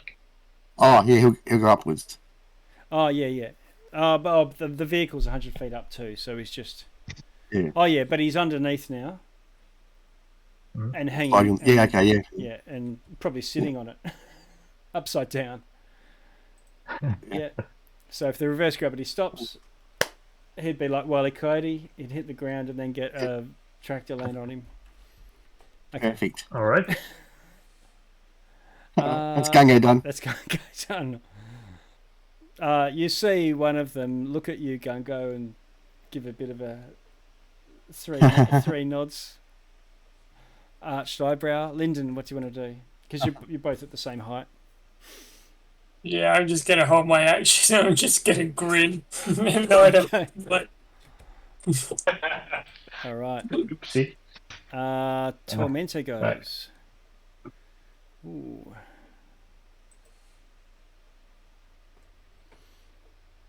Okay. So the rider on the back has put a seatbelt on. Buckled into the seat where the swivel gun is. The swivel gun is winched it right down, and she draws a longbow out, and like she's upside down effectively, but still sitting in this vehicle. And rather than aiming high for the arch thing, she sort of aims low. The golem is exposed to her now because she's shooting from the ground upwards, and she shoots the thing.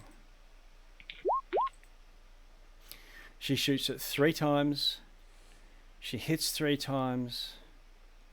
Does 60 damage.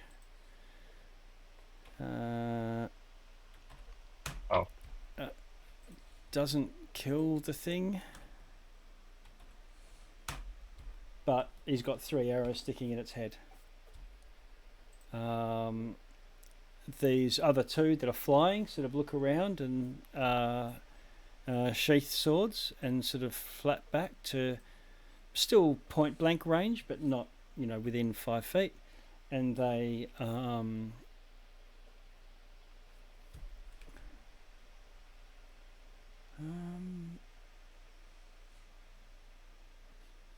just ready. Actually, no, they will pull longbows out and just shoot twice.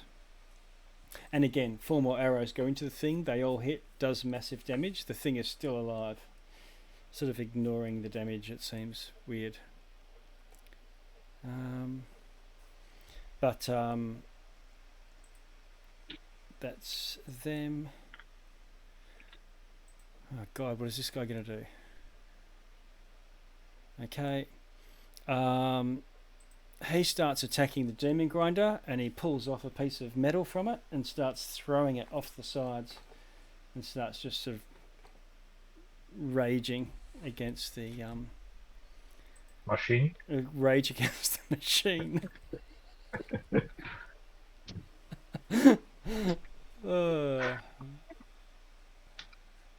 All right, Noida. All right, I think that's my cue to drop the reverse gravity. Okay, you hear the the buggy just go boom boom onto its onto its tires, but you hear this. It's like the Hans Gruber style fall from this thing. As it falls, you can roll the 10d6 damage for me. D6. That's 6 and 4. Will be 10. Okay. 22. Okay. Sorry, 32. Okay, so the creature sort of it was sort of standing on the thing with its own weight. So as soon as the reverse gravity goes, it pushes away from a little bit. Boom! And an instant later, crunch! As this bulldozer lands on the thing, and you can roll another 10d6. Forms. I'll be 38. 38. Right. Okay. So it's probably about 15 feet below you, where you are on that little ledge, and you can see 2 feet poking out, Wicked Witch of the West style of the East. Otherwise, there's just this stain marking the ground. These 3 angelly looking characters sort of sheath their bows and alight and land down at the ground around the legs. Okay. Would I know if my suggestion that they're compelled to resolve their differences in peaceful manner for the time being? You don't know if they've passed or saved, but they don't look like they're aggressing you. All right. They're not even armed. They've got their swords and bows and things away. Okay, got it. And you hear this jump as this vehicle comes over. It's still got its engine running.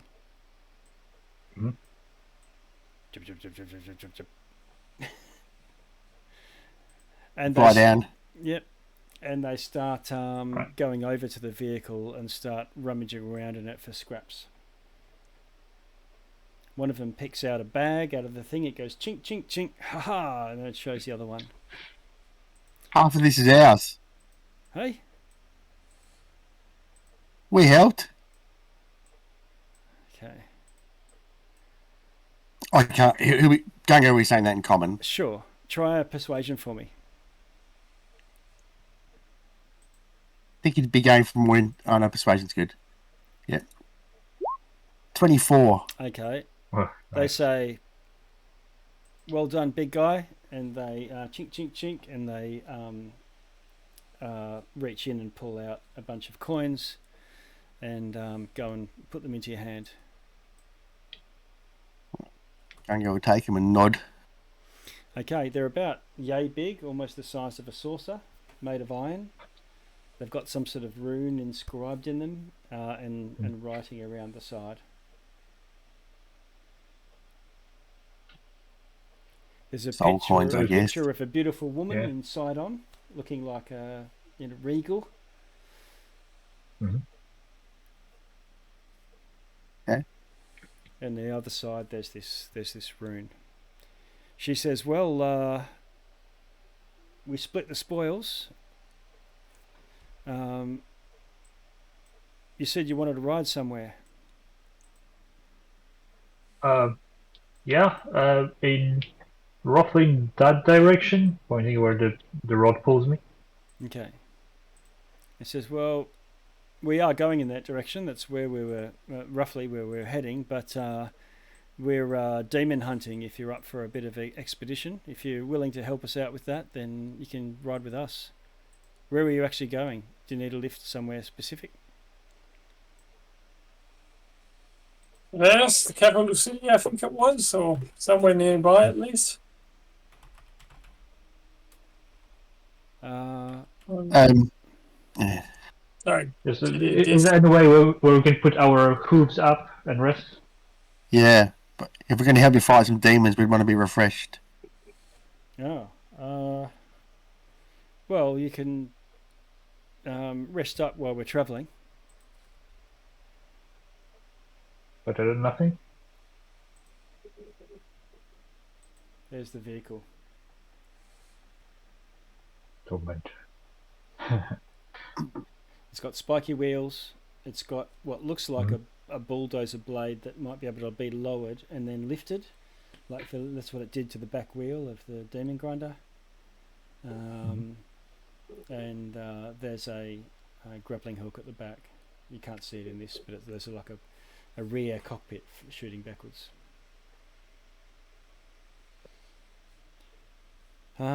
Okay. Okay, so yeah, it won't be too long, but we'll be there's a rampaging demon group up ahead that we're hunting, and yeah, all right. We'll see what goes once we get to it. Now I think with a long rest you can remove 1 level of exhaustion. Yeah. They do say you look a bit under the weather. So, and they open up and this hatch opens up and you can climb in. It's a bit of a sauna, but somehow you are protected from the main, oppressive environment. All right. Before departure, I'll just call out to our guide if he's coming over. They say guide and sort of look around, and this imp comes out. And he says he flaps on and says, "Sure, if the mistresses will allow it." And they say, "If he's with you, then he's with you." Right. Sounds good then. Okay, so you jump on this vehicle. They take off. One of them is always on the like up the top in the gun. Another one is driving the thing, and one of them is below decks with you. And she says, "So, what brings you here? What's going on?" Just visiting. What's this word? Family. Old stomping grounds. That's the phrase. Well, she says that they have no allegiance to anyone in hell. Like, she sort of catches on that you might, you're not willing to reveal too much in case of being on the wrong side, or that's what she's assuming. And she says, "We are independent agents." All right. That said, they don't like demons, and when there's a Gorostro on the rampage, it's no end of trouble. Let's go get him then. Yeah. So you're sort of not pestered too much for information after that. You get a chance to rest, and you manage to get a long rest as the thrum of the vehicle and the rocking of the travel allows you to have a bit of a fitful sleep. Cool. It is long rest though, so you're able to, I think, recover one of your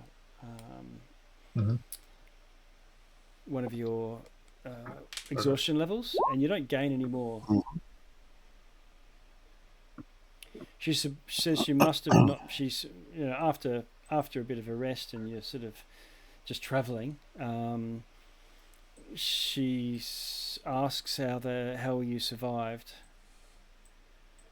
You must have not been here very long, because usually every hour you sort of lose some of your energies, and usually within a day most creatures just walking the wasteland are dead from exhaustion. Oh. Yeah, we're pretty tough and we haven't been here long. Right. Bit of both. Bit of both then, I guess. We're both, mate. All right. Actually, we're not that tough. It's more that we haven't been here long. All right, I'll just jump. Got me. I got skills on occasion. I'll just jump back to the other map. You get a chance. There's like holes in the side, like a World War One, tracked vehicle. You can peek through. And they go shooting along this enormous crevasse. It's more like the Grand Canyon type of deal. And she says, "Oh, that's the pit of Shumrath. Somewhere down there, there's some sort of demon lord enchained up." Right. Ooh, was that big guy? Oh, that's a marker for where there's another pit fiend in residence. So we need to just watch out, keep away. Okay. Okay, so that's about a day's travel from there. And after that, let's see.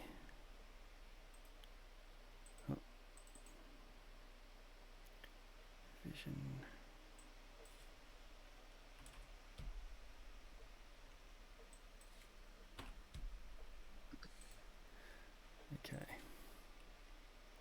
Okay. They say, get ready.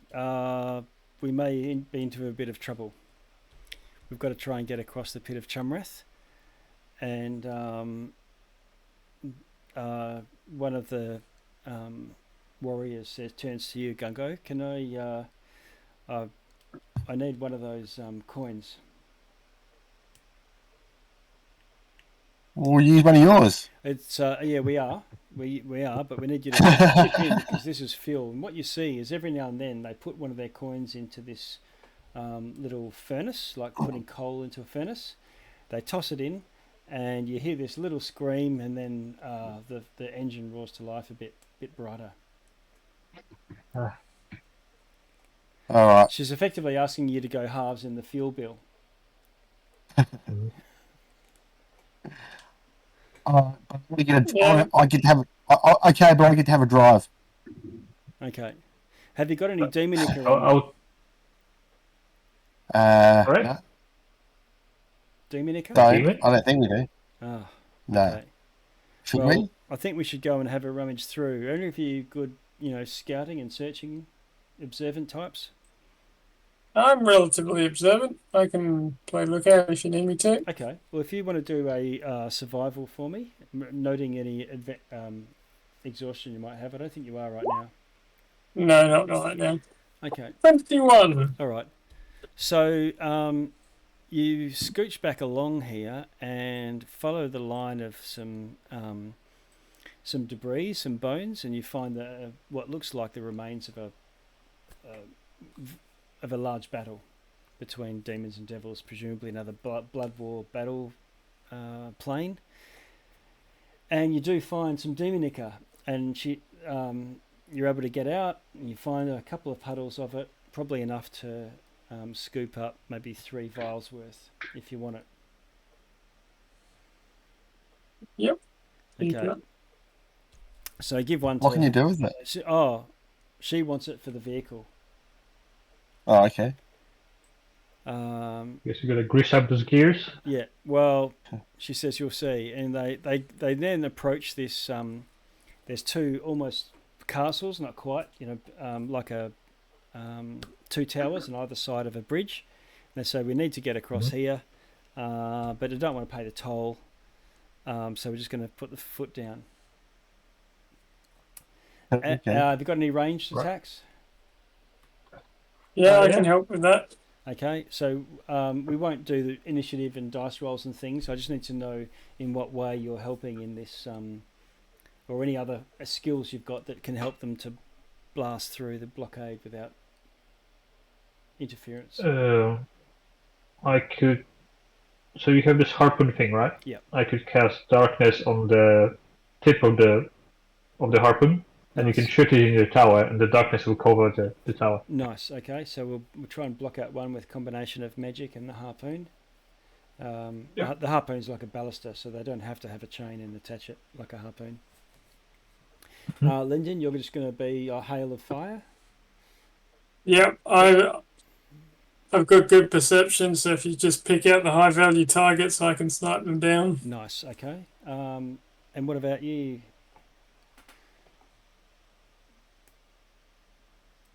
Gungo, do we have to bust through anything, or is it just taking guards out while we rush through? But it's unlikely. But if you could help with the vehicle, if you've got. No, that's all right. He'll just get out his pistol and he'll take some pot shots as well at some. Yeah, all right. Okay. Oh, cool. Doesn't do that very often. All right. Yeah. All right. So you go blatting at this gap in full speed. You start to take fire in form of mini fireballs, and you can see that there's devils on the top, and they conjure it. They're covered in spikes. They conjure little balls of flame about the size of a basketball and hurl it. And so there's all these... You're taking sort of artillery fire. The Tormentor starts taking evasive actions. Lyndon, can you just roll me a go with 2 hit roll, but it's just about how effective it is. We'll get you to do 1 to hit roll with advantage, and for your contribution via your arrow fire, I'll get you to do the same. Oh, natural 20. All right. So one of them really buddies up with you and goes on the, gets the spyglass out. 2 points to the left, strapped in the eyes. 2 points to the right, the second one. Here, get him. He's conjured his fire. You just make him drop it. And the fires all start in the tower. And you, with the help of your spotter that you requested, like a surgeon, on the other side, I'll get an arcana from Noida. All right. Arcana. -2. Ooh. So 9. Okay, so you do the darkness. The darkness goes off. And it helps somewhat in reducing the fire that you take. Right. So that would be a 9. Is that right? You should have advantage yes. on the roll though. Advantage. Okay. Yeah. Same as Lyndon. I'll roll again. Okay, come on. It's simulating that you've got Erinyes helping you out, giving you advantage between the two of you. All right. So in that case, it'll be 22. 22. Okay. All right. Awesome. So the other side of the tower gets blacked out with darkness. There's still some things that come sailing through, but others that don't. You probably think that some of them have got devil sight and ignore darkness, but others do not. Gungo. I'll get you to do your, with advantage, roll 2 to hit rolls with that pistol of yours. All right, let's have a look. Oops. 25. Okay, nice. All right, so you also, much like Lyndon, blast away at some of the things that take flight and come to try and intercept. So there's winged devils that take flight and try to come in the way, and they're little ones, little spined devils, but you're poof, poof, poof, taking out the trash, and the vehicle, the driver opens up where these soul coins go, pops the cap on the demonica and says, "Are you ready?" And she tips it into the thing, and suddenly it's like witness me time. And the thing blasts at like about 150 movement rate, and she sprints. So it goes 300 in a round, but only for 5 rounds. Okay, so for 5 rounds is probably enough to get across the bridge in entirety, or maybe not. But you're well out of any artillery range within a couple of rounds, and then you spend a couple of hours getting to the other side. Erinyes seem very impressed, and one of them suggests, "Well, are you guys look like putting down roots or joining a band? We might be able to have room on this vehicle, or if we can find a couple of devil's rides, something. I think we know where there's one stashed up ahead. We could form a larger group." Oh, yeah. I'll be live and they say that was kind of fun. So maybe later. Okay. All right. Okay, they come driving up. Lyndon, can you do me another survival roll? This is for the same, just helping out with the navigation. Avoiding obstacles. 23. Oh, nice. Okay.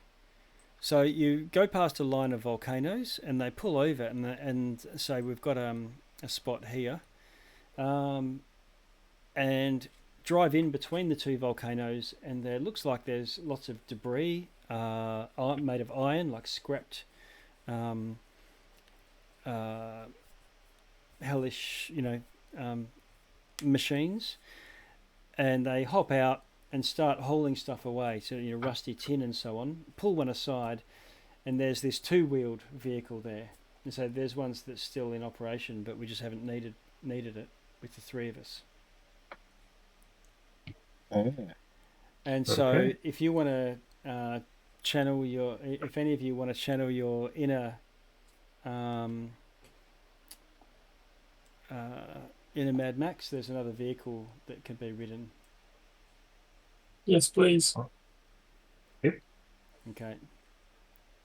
So I'll show you a picture.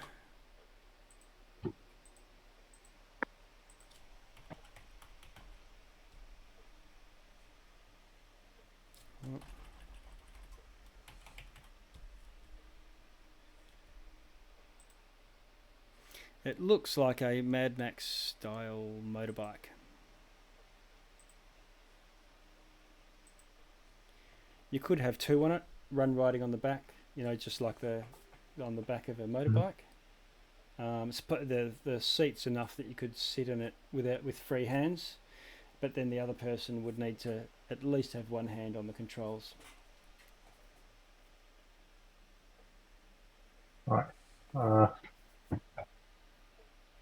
Probably not the wisest idea, but could you tie me with a rope and fly me like a kite on my wings?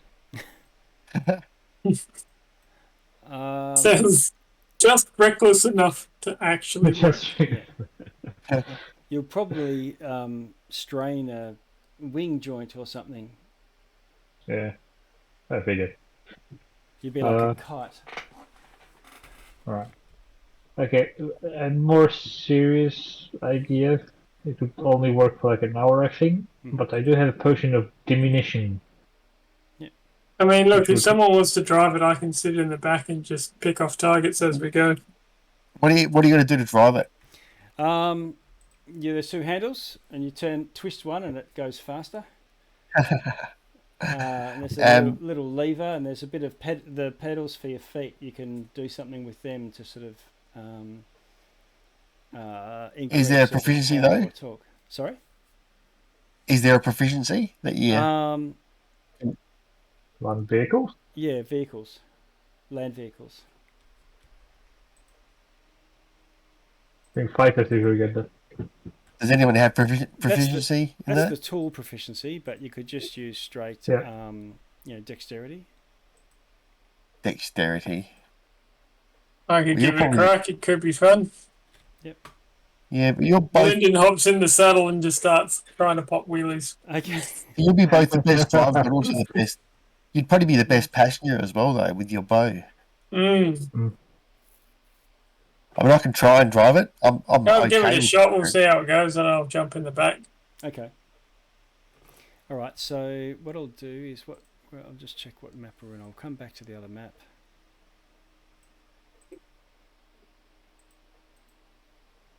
Paste here.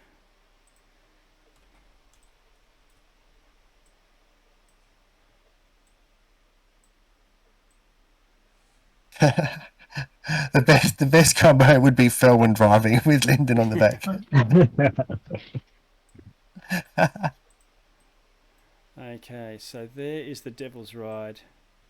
Lyndon is on the back. I'll just to front. Gunko, you're riding the thing.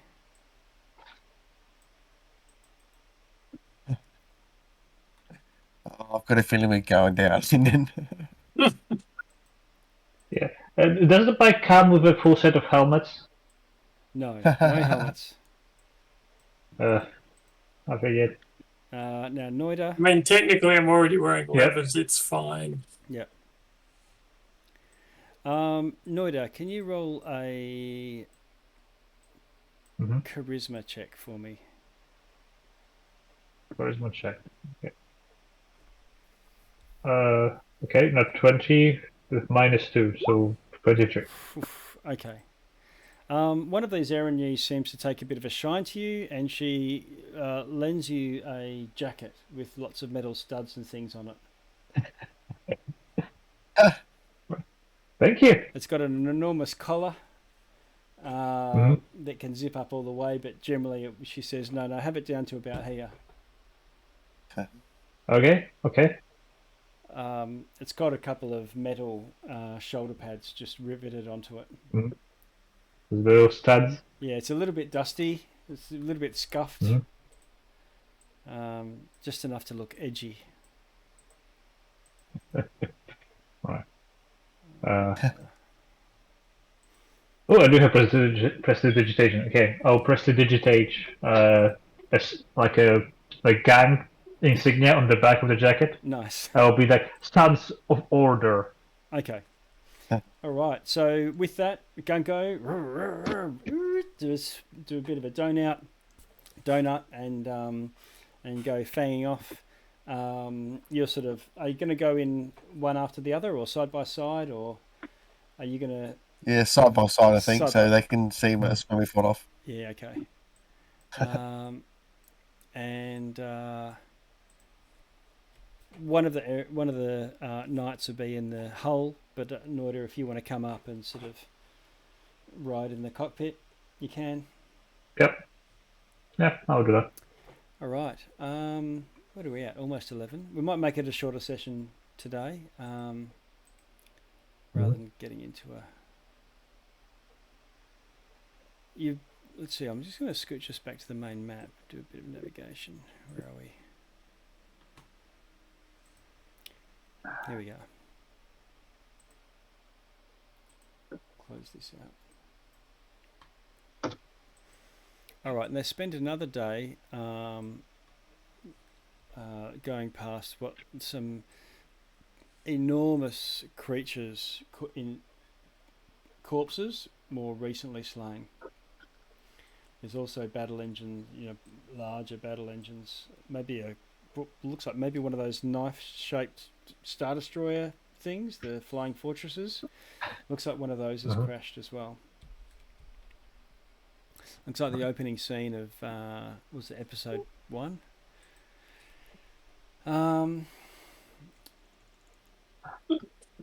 Okay, you see another.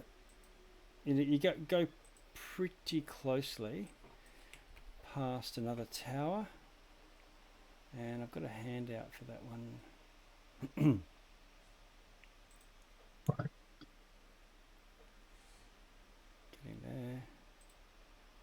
There it is.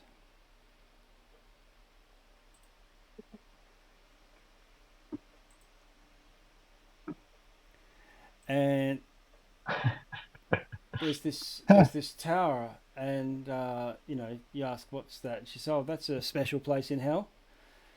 There's only one occupant, but yeah, they were trying to make Avernus great again, but everyone just ignored it, and it's a silly place. Let's not go there. And they drive on past.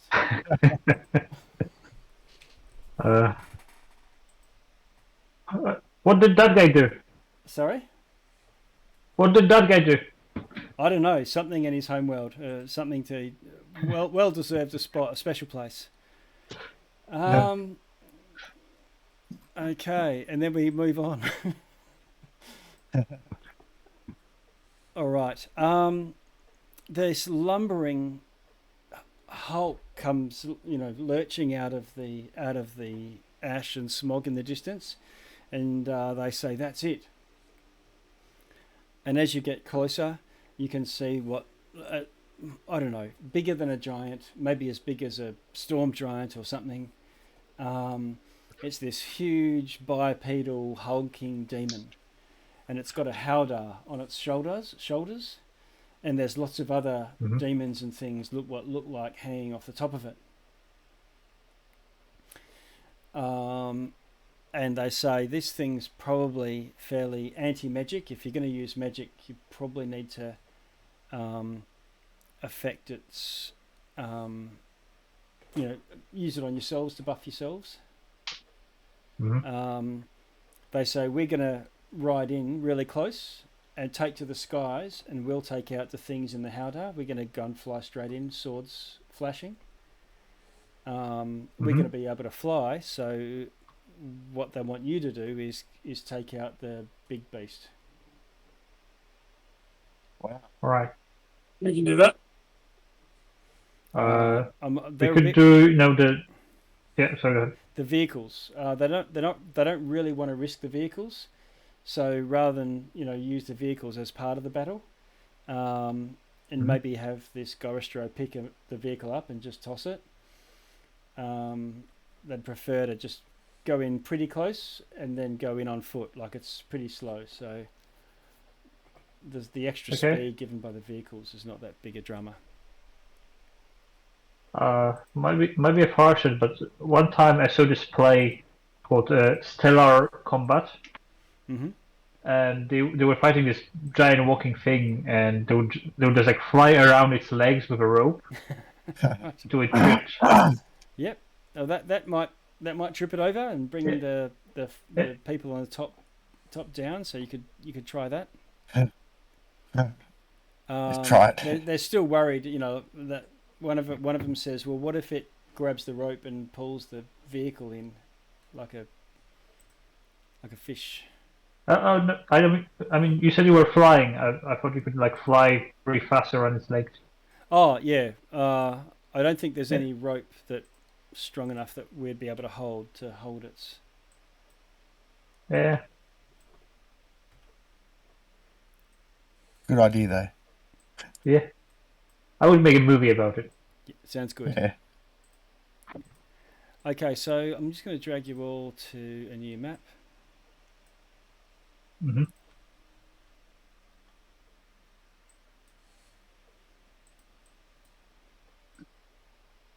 Right.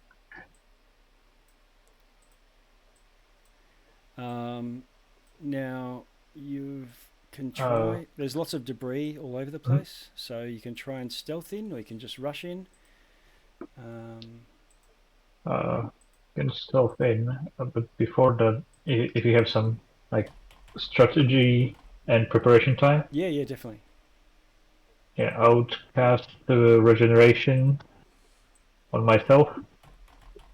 Okay. So I tend to go down recently with the staff, and it is a demon. So I think we can start off with fourth level intellect fortress, with spending one sorcery point to make it to 5th level. So all three of us would have advantage on intelligence, wisdom, and charisma saving throws. Okay. Nice.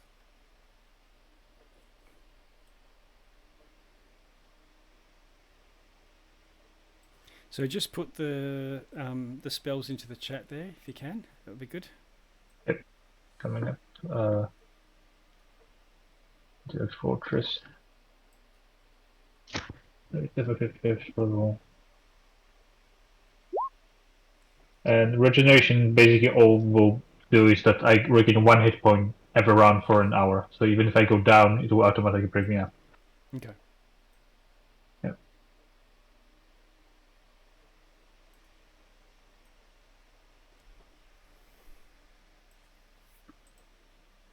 All right. I'm just scooching back to the map and put a token on there for you.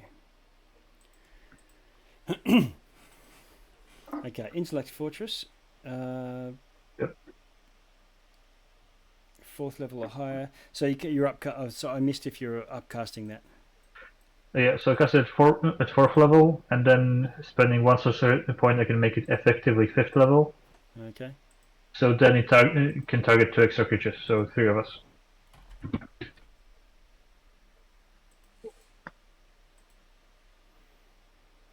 Save. Okay.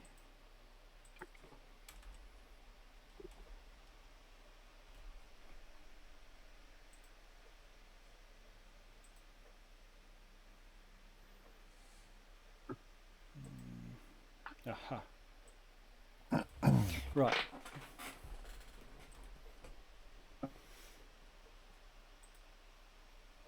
Sorry. Okay, so I'll open up the initiative order, clearing it out, move turns, and I'll get everyone to put yourselves in.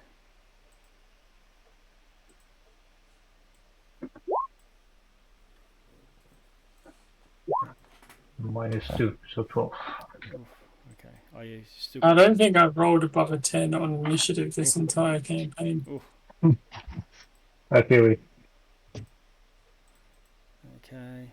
Add turn. Would Gungo like a little boost? What sort of boost is that? Easier to move around, harder to be grappled or restrained. Oh, well, I mean, you can use it on yourself if you like, but if you want to throw it I my won't way... be in the thick of it, so it's less of a boom for me. Oh, well, yeah, go for it. I'll take whatever you can throw my way. Thanks. Okay, and Lyndon, I didn't see your initiative come in. 14. 14. D20 rolls with exhaustion. Remember, everyone, just in case any of you got it. Yep. I think only me. Okay. Seeing Gungo's looking a little tired, I just give him a friendly tap on the shoulder. I was like, "Don't worry, you got this." All right. Okay, so you hop out of the vehicle, go stalking off, cast your intellect fortress, concentration, cast your freedom of movement. Freedom of movement, who's it on, Lyndon? Gungo. Gungo, so Gungo's got the freedom of movement. You could put a token or something if you want. I think there's a fortress token too if you want to show that, but I think that's affecting everyone. Yeah. And this enormous demon sort of sniffs. There's a shout from the back, and it comes sort of lumbering in your direction.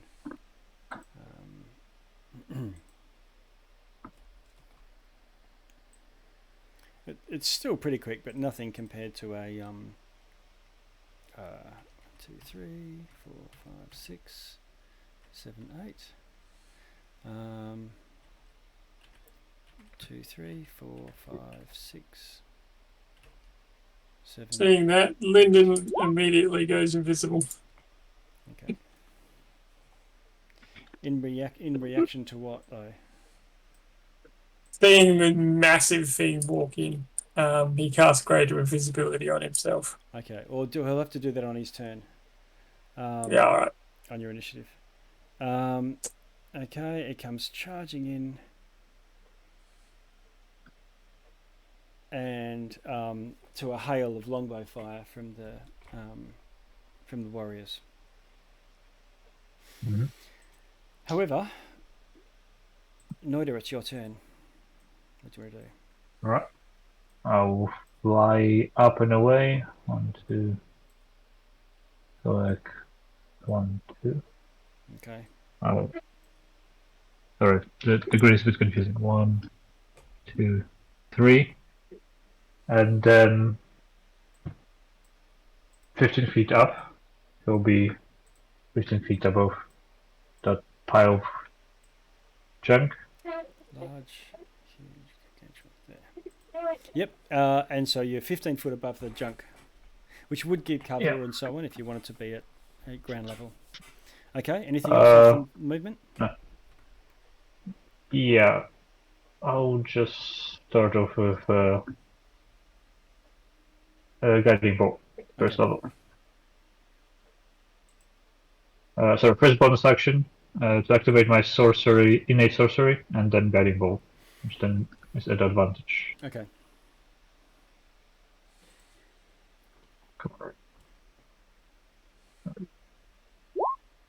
28 to hit. 28 hits. It does. Right. It is shaky. So, it does have tough hide, but that hits. Yeah. So, 6 radiant, and next attack against it has advantage. Nice. Okay. Guiding bolt hit. And that's it. Negative advantage for the next hit to go for it. Who is next? That's Noida, so Gunko. I think is Lyndon. Oh, did Lyndon cast invisibility? Oh, Lyndon, yeah. Because I think Lyndon got 14. Looks a bit wonky on the screen here. I think Lyndon should have gone first. Yeah, Lyndon's before me. Should have it, please. Oh yeah, okay, Lyndon. Because I added you in later. That's what's happened after the sort. That's right. Let's go. Lyndon, we'll put you now. Yeah. So bonus action, he'll cast. Actually, no, he can't cast 2 spells, so he won't. He's just gonna go and hide in the corner here and cast Greater Invisibility on himself. That's all he's gonna do. Okay. Great Invisibility goes off. What happens down here? Just checking for visibility business. Okay. Do your stealth roll. Oh, you're doing stealth, or is that as a bonus action? Yeah, I'm gonna hide, so it should be do the hide at advantage. At advantage because you're invisible. Yep. 35 nat 20. Oh, nice. Okay, so we've got a nat 20 for the hiding. As long as they can't see you, and we move to Gungo. Okay, Gungo will move to here. He'll rage. So that guy will have to make a DC 16 dexterity save.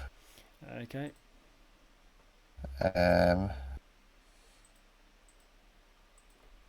Which you fail. Oh, no, it passes. 18. So he'll take half that, 2 lightning damage. Okay. Will hurl the trident at advantage. Yep. 29. 29 hits. Now, is the advantage because you're raging or reckless? Or... No, that was because the guiding bolt. Oh, yeah. Hits. So 13 damage. He'll need to make a DC 19 Constitution check. Okay. Because of the topple, or topple from the trident, or be prone. Just check if he's has one size larger, or if because he's more than one size larger sometimes. Doesn't say topple. If you hit a creature, you can force. It doesn't actually say about anything about size. Okay. It is a bit silly, isn't it? Yep. Nothing about size? Yeah, normally we can use that. We can have a look at it. Most of the things that knock stuff down, if it's a physical ability, is up to one size larger. One size bigger. Like grappling and picking things up. That's okay. We'll benefit of the doubt. So you, what did he need, a 19? 19, yeah. He did pass. All right. Okay. And then move in the last 5 feet. Get out temerity and hit him. 17. 17 misses. Alright. And then his movement's only 30 feet. Or did freedom of movement give him anything?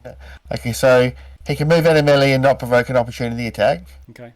So he'll just move to there. I think he's got 5 more feet there in line with the angels. That'll be him done. All right. Gorosco spends half its movement. Was it knocked back or knocked down? It was knocked back, wasn't it? It was prone, yeah. Prone. Okay, so he gets up. Oh, I would have been an advantage. I would have been an advantage with temerity then. Yep, for being 30. Okay. Yeah, right, the first action.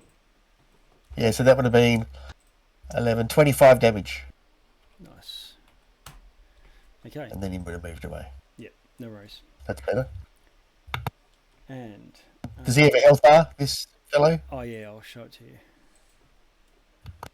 This good fellow.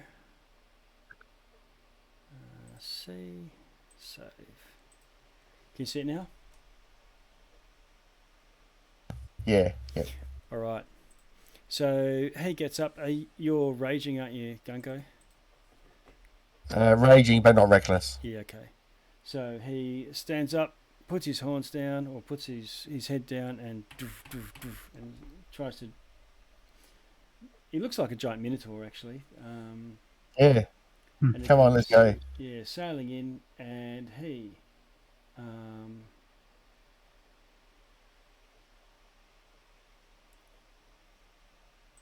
tries to hit you with his horns. Hits you.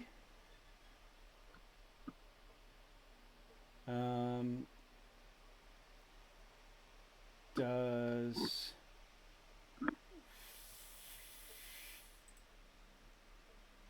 it's coming. Oh, here we go. Does 29 piercing and another 38 on top of that. 29 plus. What's the 38 for? So what sort of? So it's more piercing damage, single attack. So if you wanted to. So that was one single attack. So that's 29 plus 38. What's that? Yep. 50, 67? 67. So I'm raging. That'll make it 33.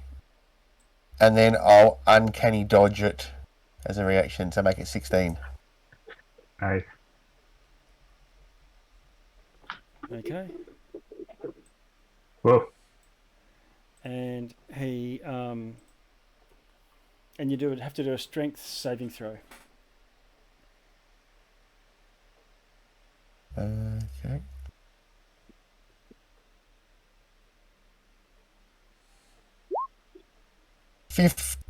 13. Okay, so he with those horns he sort of blasts you 1, 2, 3, 4, 20 feet, and keeps on going. 1, 2, 3, 4, 5, and stops. I think stops there. He might stop a little bit further back. No, that's it. Okay, and you hit this. There's a bit of debris just there that you just slammed you back into. So that was a gore, and then he just punches you twice. Coming right up. That hits and does 21 damage, bludgeoning. Okay. Oh.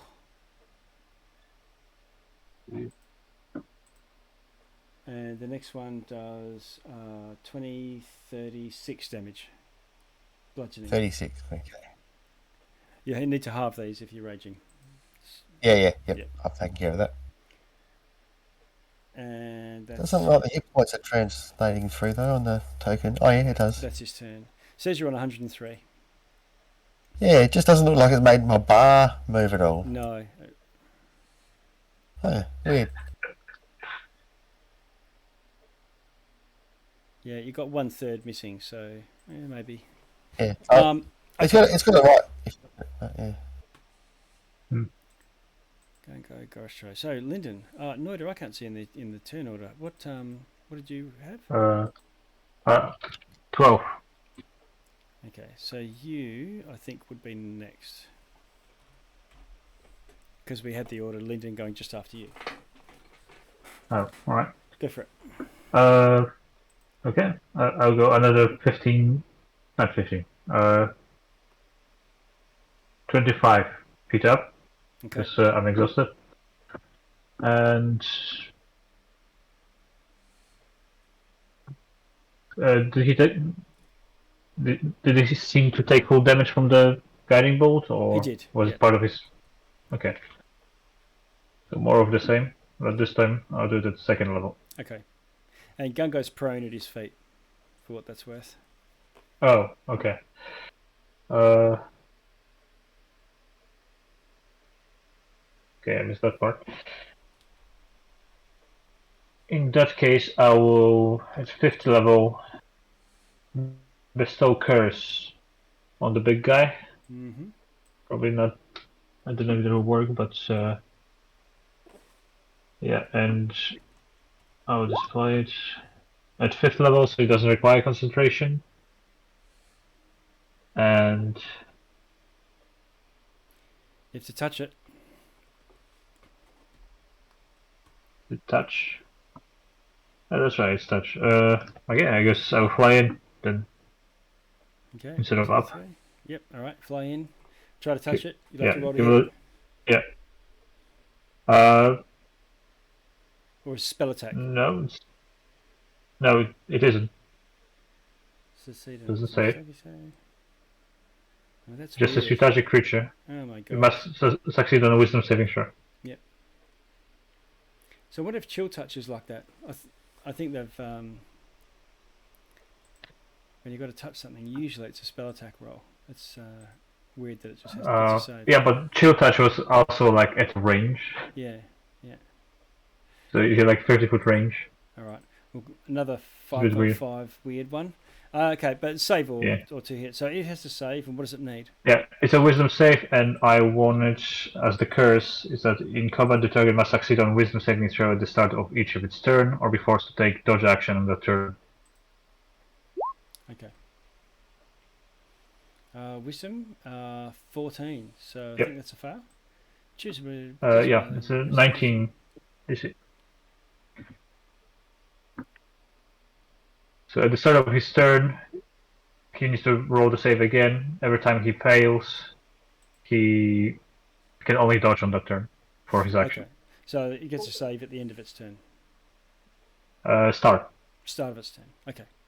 All right. Cool. So it's now accursed. Lyndon, what do you want to do? Lyndon's going to move back. And assuming because he's invisible, he's going to have advantage on his attack rolls. So he's just going to take a shot. Is it improved? Greater invisibility, and I'm hiding with an at 20, so I assume I have advantage. You do.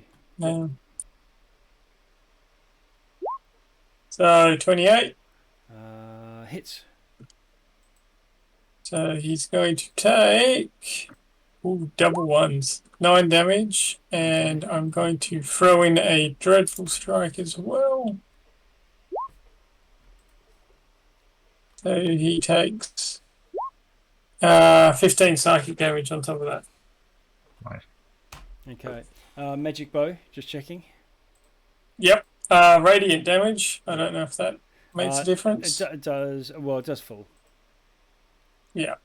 Okay. And then second attack. 28 to hit. 28 hits. And then 12 damage. And then for his bonus action, he's just going to cast Hunter's Mark on him, which will drop my greater invisibility. Okay. And then he's just going to use the last of his movement to run away a little bit more. Okay.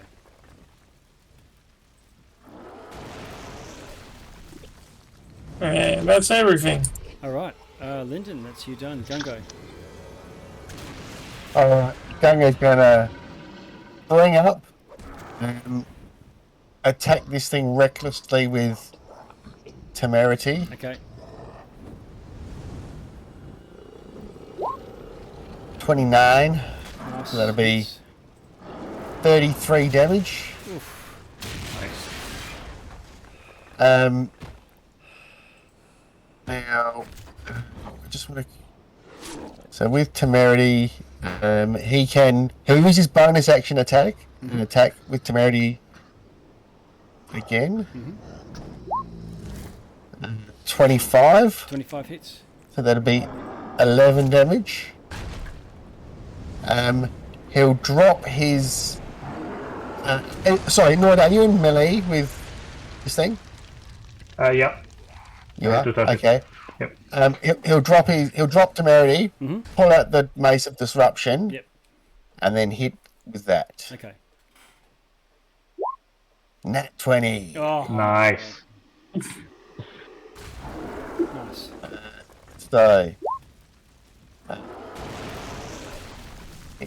assuming that it's a fiend. Fiend, it's going to do 12 plus 14, 20, 28 damage. Yeah, 28 damage. Okay. Nice. And I'll stay in melee. Yep. That'll be Gungo done. Okay. Right, so he comes in and goes to you, Gungo. He starts his turn with a wisdom saving throw. Yes. DC 19. Let's put 2d20s. I think that saves. 17 is a pass. So, Alright. The spell still keeps going for 8 hours. oh, okay. So I guess that, for 8 hours every turn. okay. So next turn it has to save again because it's cursed. Yeah. It doesn't throw the Or curse until off. he has, unless he has like dispel curse or something. Yeah, sure. No worries. All right. So it's each turn there's a chance that it's going to just dodge. Do nothing. Yeah. Okay. So for this round though, it's going to. Because I hit him with the mace. Because I hit him with the mace, he'll be disadvantaged for his first attack. Okay. All right. It's going to punch at you, Norda. Disadvantage. Because of displacement, but I guess. Yeah, it's doesn't going matter. to hit. Oh no, I have to roll twice. That's what I'll do. Okay. Awesome sound effects as well, by the way. Sorry, yeah, this is called Demon Combat. All right, it hits you, Norda. Shield. Okay. And what class does that make you? 22. Okay. In that case, it misses. It'll punch again. Yeah. Which does hit. Oh, disadvantage. Yeah, with the disadvantage it hits. It does 18 bludgeoning. Okay. 18. Got it. Any concentration that might get blocked from that? Yep. Coming right up. Advantage. Well, 21. That saves. Yeah, that saves. Okay, and then it's going to hit you with its horns. It didn't get to charge because you're right there, so it doesn't get to do the extra damage. This one straight roll because I took damage. Okay. Yeah.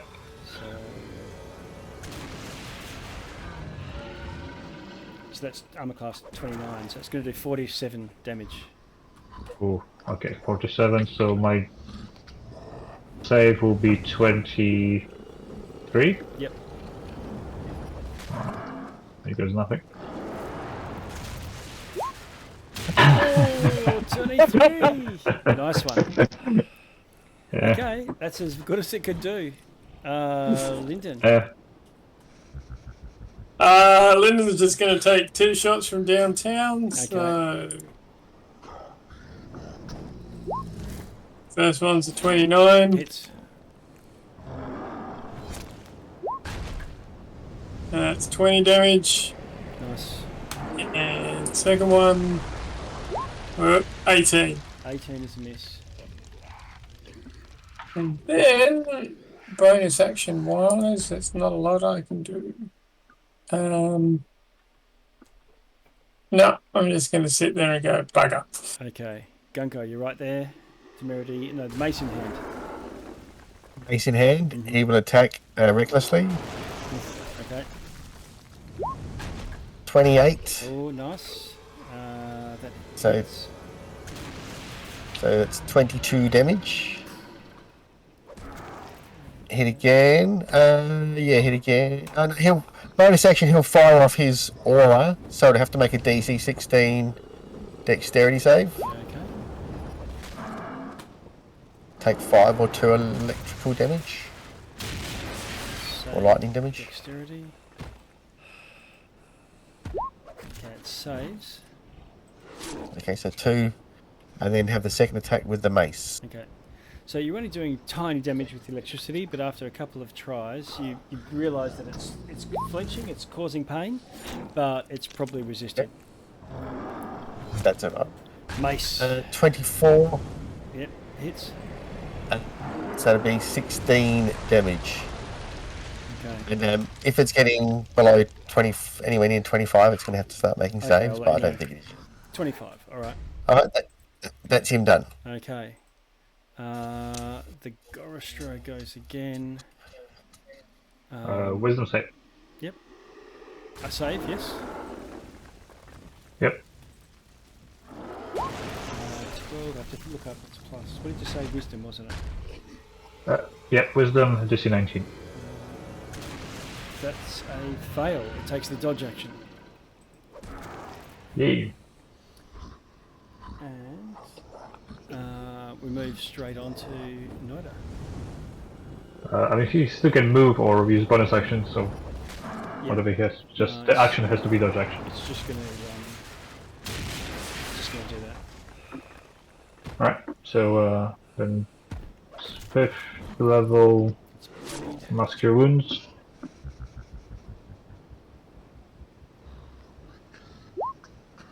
Okay, 28 healing for me and Gango. Oh, nice. Okay. Very And nice. maybe the defying help us if they are damaged. But I don't think you're rolling for them. Yeah, no, I'll keep them. There's a fight going on up above the forest, right? Right. Lyndon. And Noida? sorry, I'll just risk moving away. My cloak is back up, so there will be disadvantage if he tries to swing. Okay. He'll lash out with disadvantage. Is that right? What you were saying? Yep, with disadvantage because of the cloak. It restarts at the start of my turn. Okay.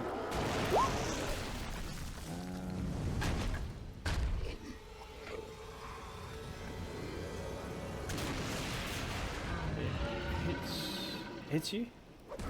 Hang on, let me just check that. No, it doesn't. Right, it's my turn, so I cannot. Oh, okay. Hang on, let me just check. Yeah. Yep, it misses. Right. Good, because the new spell rules also basically make it impossible for me to shield on my turn after casting a spell. Yeah. Alright, Lyndon. Rinse and repeat. A couple of shots from downtown. Okay. Nat 1, Oh no. which I re-roll as a halfling, but it turns into a 23. Hits. The guy is taking dodge action though, dodging, so it's disadvantage. Yeah. Okay, so hold on. 23. Okay, that hits then. Nice.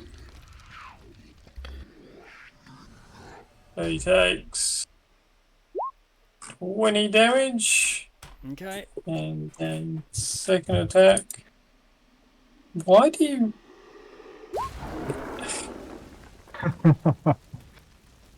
15 if it's a disadvantage. I don't know why it rolls 3 dice when I tell it to roll with advantage. It's very weird. But anyway, 15 to hit, I'm assuming misses. Misses, yeah. Yeah. And that is all I've got. Okay. It's riddled with arrows. It's been slashed and bashed at the kneecaps. Not on its last legs, but seriously bloodied and demonically cross. Gungo, what do you want to do?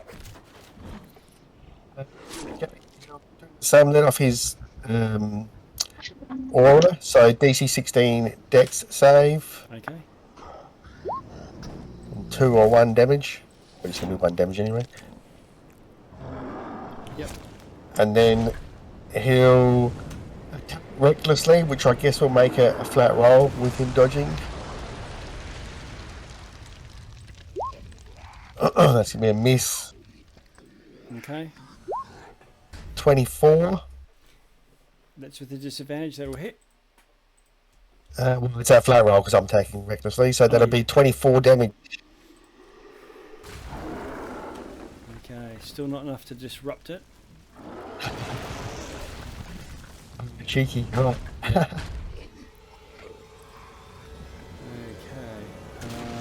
Here's the toe saving throw now, start of his turn, I believe. Yep, average it. Coming up. It fails, takes the dodge action. But it's going to move to him.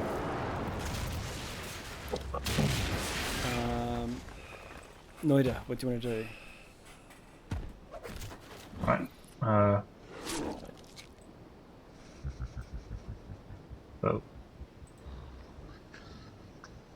Oh, I guess I will actually take a swing.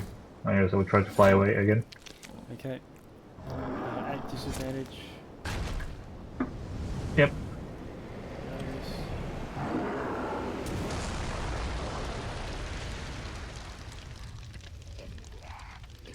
What's your armor class right now, Noda?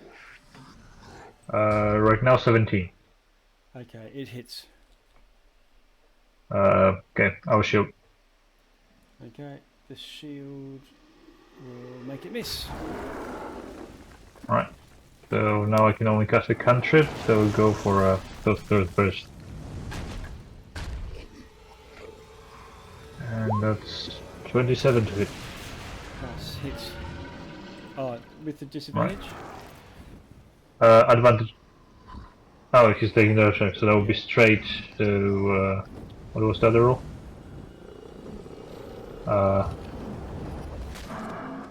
It doesn't show me.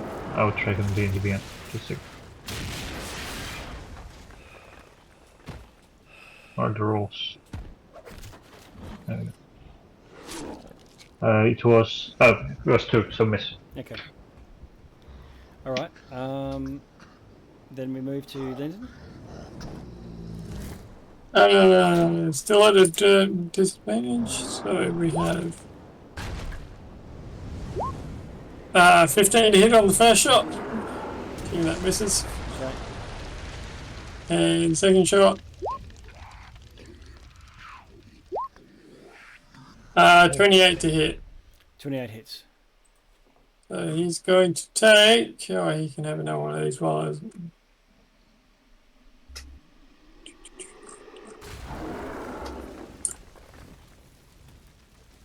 So he takes 16 piercing damage, and he takes an extra.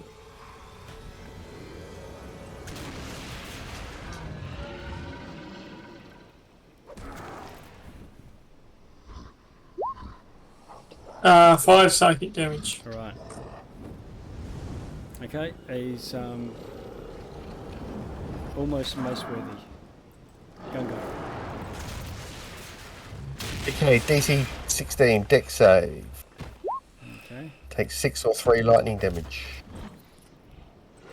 Dexterity. Okay, he passes that. 3 lightning. Okay. He's dodging again, isn't he? So I'll Yep. smash the mace down on his foot.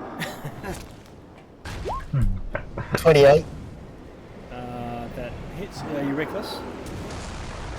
Yep. 22. 22 damage. Hits. Yep. Damage. Okay.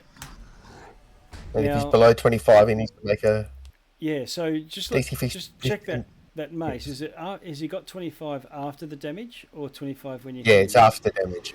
Yeah. Okay. After the damage. And then what needs to happen? Okay. He can make a DC 15 wisdom save. Wisdom saving throw.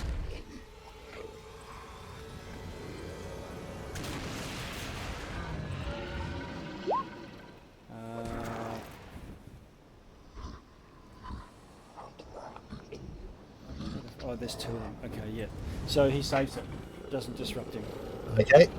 So he is frightened. Nice. Okay. Weird look. And then with the second attack after hitting him in the foot, he's going to bring it up and hit him right underneath the chin. Nice. 14, but misses. Oh, misses. Okay. He gets to go. And he gets a saving throw. Yep. Oh, he passes. Oh, Gungo, right. you reckless? So he can act. I am, yes. Okay. And the first attack will be at disadvantage Okay. because I hit with the mace All right. with the First sap ability. attack hits at disadvantage and misses. It'll be flat roll. So Second Yep. flat roll all the rest will be at normal. at normal. So they'll be at advantage.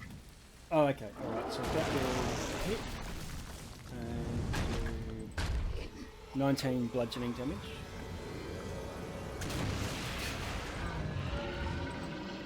And then he hits you with his horns and does 43. Uncanny dodge that one, so that'll be 43 half, will be 21 half. Yeah. Last gasp of the Gorostro. Lordy, your turn. Not good enough. Right. Yeah. It doesn't really matter, but earlier I was rolling concentration check for Intellect Fortress. I should have dropped it because I take -2 to my concentration checks. Oh, well. yeah. Yep. Okay. Yeah, so Intellect Fortress is gone, Okay. and I'll do another Sorcerer's Burst. Alright. Come on, D&D.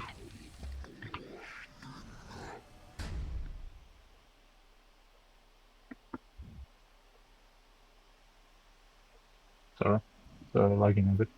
What does he have to do? Saving throw? No, it's to hit. Oh, to hit. Okay. Yeah, but I didn't reload. Okay. Okay, there we go. Strike Yeah. No, I got advantage because of the innate sorcerer. 18 to hit. 18 misses. -2, 16. Oh, misses. Okay. Yeah. Anything else, Lyndon, up your sleeve? No. Okay. Saving my resources for later. Okay, Lyndon. Straight roll this time. 26 to hit. Nice. Bang. 20 damage. Okay, so you do the 20 damage, Nice. and boom, the arrow buries in its neck. It sort of wheels and tumbles. It's raining little devils from above. The thing sort of drops to its knees and then sort of sits down and turns its head to one side and then just crunch. You can see 3 flying warriors above, and their swords are all covered in demon ichor. The demon eventually starts to melt, and over the course of 2 or 3 rounds is completely gone, and what's left behind is this chromatic sludge. I'm going to get you to take a photo of me, Noida. Sorry, what? What? I want you to take a photo of me with it. Yes. Wait. Okay. I'll see what I can find. I'll just start going through the scraps with event photography. Is it the chromatic ichor? Is it the same one we saw around the Iron Giant? No, it's more There's like a pool? it's No. more like the demon ichor that you poured into the vehicle. Okay. The others come down and pull out a vial each, and they said, well, we've got 3 spares from stuff that we've been pouring in, so we'll try and fill them up. There's a little bit more if you've got a spare glass vial, but you need to have it on the sheet. Or toss something else. Tip something else. What do we got? Lyndon, how many bottles of wine do we have left? I just start pouring one out. I'm sure there's at least one left. Yeah, pour it in my mouth. Pour them in their mouth. Alright, you quickly take a swig and then empty one of the bottles. Yeah. And then try to scoop up some of the ichor. Lyndon, are you trying to put it in? Yeah, I'll try to put it in. Okay, can you try a sleight of hand for me?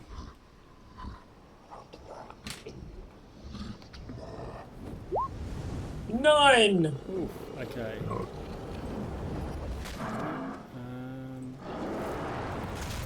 It's gonna go well. I can get rid of the demon battle sounds now too, can't I?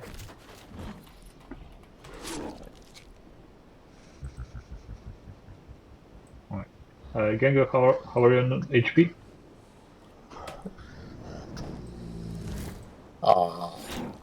I'm down by a third-ish. Alright. So.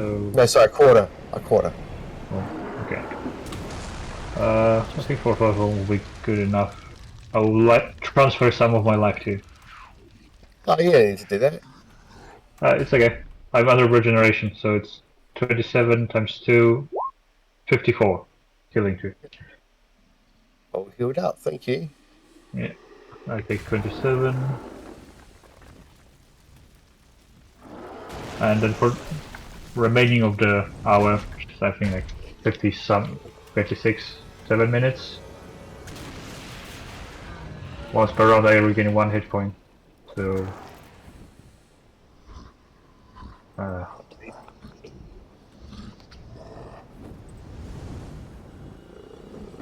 Okay, Linton.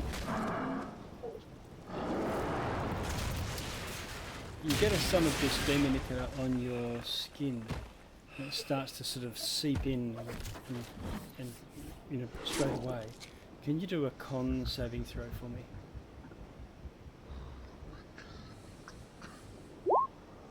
50. Okay, alright, so you've sort of flick it off, and you felt something changing on your hand there for a moment, and then it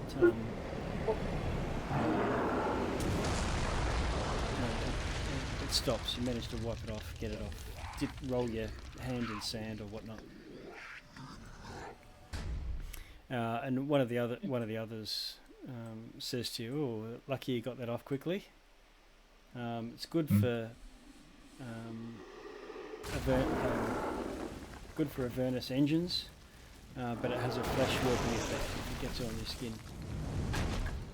Now you tell me? Can you get some for us then? Hey? Will it work with your flesh? Well, I've seen people's lungs and stomach fuse into one organ. And so after that point, every time they breathe out, bile comes. I've seen them grow wings and spiked tails. Would it happen to you though, Devil, if you touched it?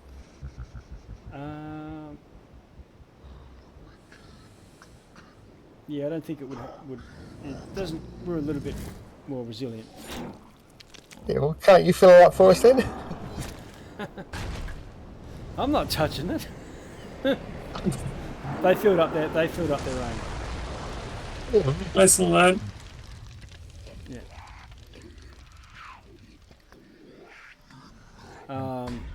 They've seen fingers turn into tongues.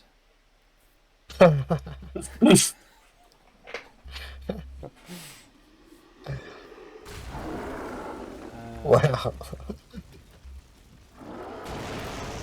Wow. Yeah. Anyway, it's not good stuff. Try not to get it. Try not to get it on your skin. Right, we're taking it in turns from here on out. Okay. I'm just telling you just my thing. All right. Okay. So you pile back to the vehicles. All of these demons are banished back to the abyss. Successful excursion on behalf of the people, the 3 Erinyes. They say, "Well, thanks for that. That's great." Asking again, are you going to willing to join the warband?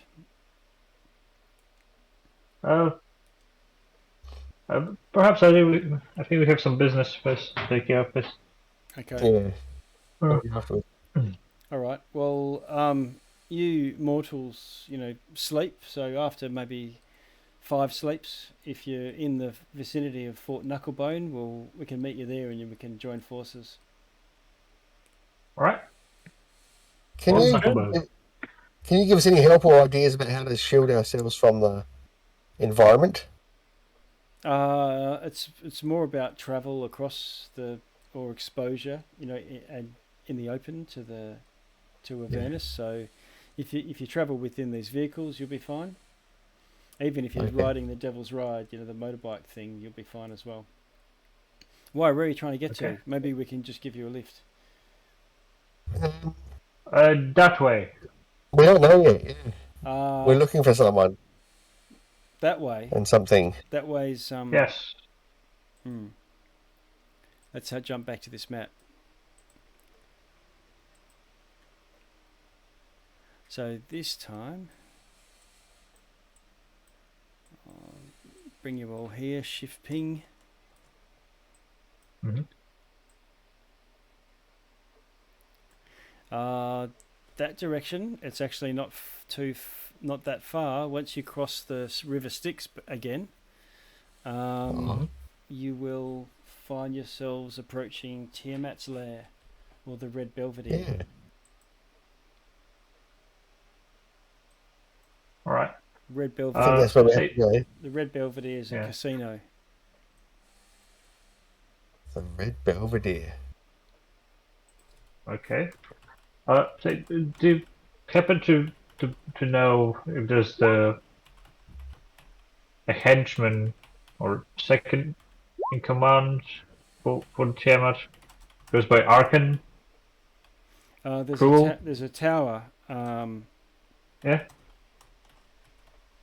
Where the Tower of Arkan the Cruel, if that's who you're talking about. Yeah. Yeah. So they say they're willing to, drop you, take you near the tower, which is, less than a day's walk to the Red Belvedere and Tiamat's lair. Oh, that's very kind of you. Thank you. Good. All right. The problem is getting across. Hey, Nordy, what's your girlfriend's name? Yeah. You blush purple.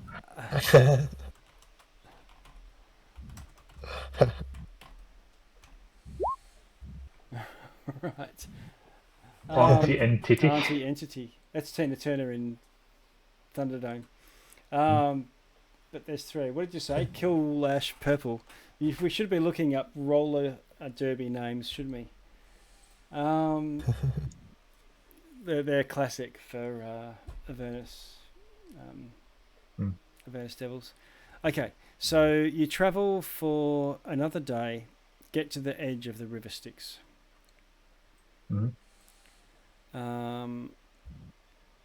It is the problem is how to get the Tormentor across. They've done so before by paying, like a magic item, pay the ferryman, get a barge, or soul coins. Right. You've got 6 soul coins on you after spending one in the Devil's Ride. I have Potion of Diminution. I don't think it will ever come handy. Good Potion of Invisibility. The one-use items wouldn't cut it. They'd want something permanent. It can be minor, but so long as it's an ongoing enchantment. I could probably give up a dagger or something like that. Okay. If you're willing to give up a dagger, they navigate to this enormous barge. It probably could take a demon grinder for that matter, but and there's the similar chains to what you saw on the ground before, and there's this huge iron winches, and you pay your, what have you got, dagger +1 or something? Gunga? Yeah. All right. Yep, that's right. Okay, so you pay the price, the dagger +1, and these Styx devils, and they're not actually devils; they're just fiends from the lower planes. Very grim reapery looking, skeletal with robes and hoods. Operate these barges, and you ride both vehicles. You all can get on there, and ferries you across. Don't go, won't give the dagger to him until we get to the other side. Yeah. Okay. He said the song. Yeah. Billy Joel says, and Billy Idol says. Okay. Christa Berg, isn't it? Christa. All right. So you get to the other side, and paying the dagger. Yeah. Okay. Yep. All right. You pay your dues. And then go riding along the coast.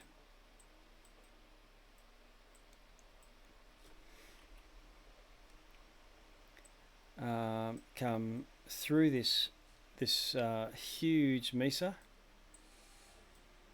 which has one large slope, but when you go right around the back, you can circle around and come up, and then there's a tower ahead. We'll pause there and pick up next fortnight. it's getting close to midnight, because before you're about to get out of here and then approach the tower of Arcan the Cruel. He has. Wow. It's not just Arcan, they say, that's there. It's who dwells in the tower. He's an adventurer, ex-adventurer, and he has a whole party. So he's known to travel with a death cleric,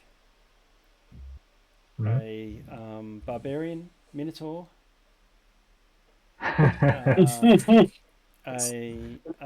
white devil, a draconic devil, and he also has a pet chimera. Wow. Three-headed lion fiend thing. Cool. Fun. Yes. Did we get another... Sorry, go ahead. I was going to say, did we get another long rest on the travel here? Or? Yep, you've had another long rest, opportunity to knock off another exhaustion level. Excellent. And replenish your long rest, whatever comes from that as well. Noida, can you roll another persuasion? Charisma? Yeah, with advantage. Persuasion. Okay. All right.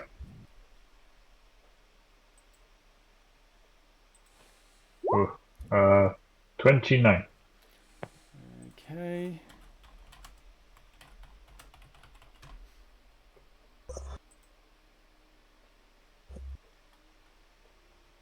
Let's see.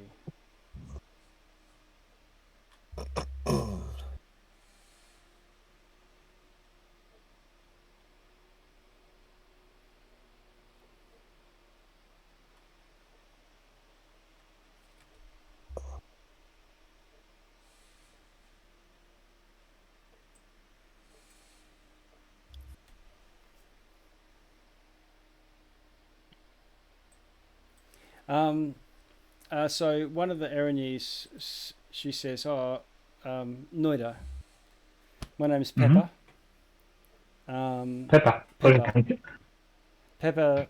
Pepper spray. And and I think it was Pepper Pig. It's been good travelling together, and I've convinced the others to we'll hang with the vehicle if you and give you a ride on to the Belvedere if that's where you're heading after this. Oh my goodness, you're too kind. Thank you. Okay. And he'll pop his collar on his jacket, brush his hair back, and go. And in the meanwhile, if you want some good time, you give her his prayer book. Very good. All right, we'll close out there and catch up in a fortnight, hopefully with all the others back from moving and travelling and so on. And go and have a little audience with Arcan, Krull, and Toragar Steelfist. Sounds lovely. All right. Next time. Thank you, everyone. Okay. Thank you. Yeah, it was fun. See you next time. Bye. Thanks, Dan. Thanks, Dindon. Thanks, Fonzie. Yeah.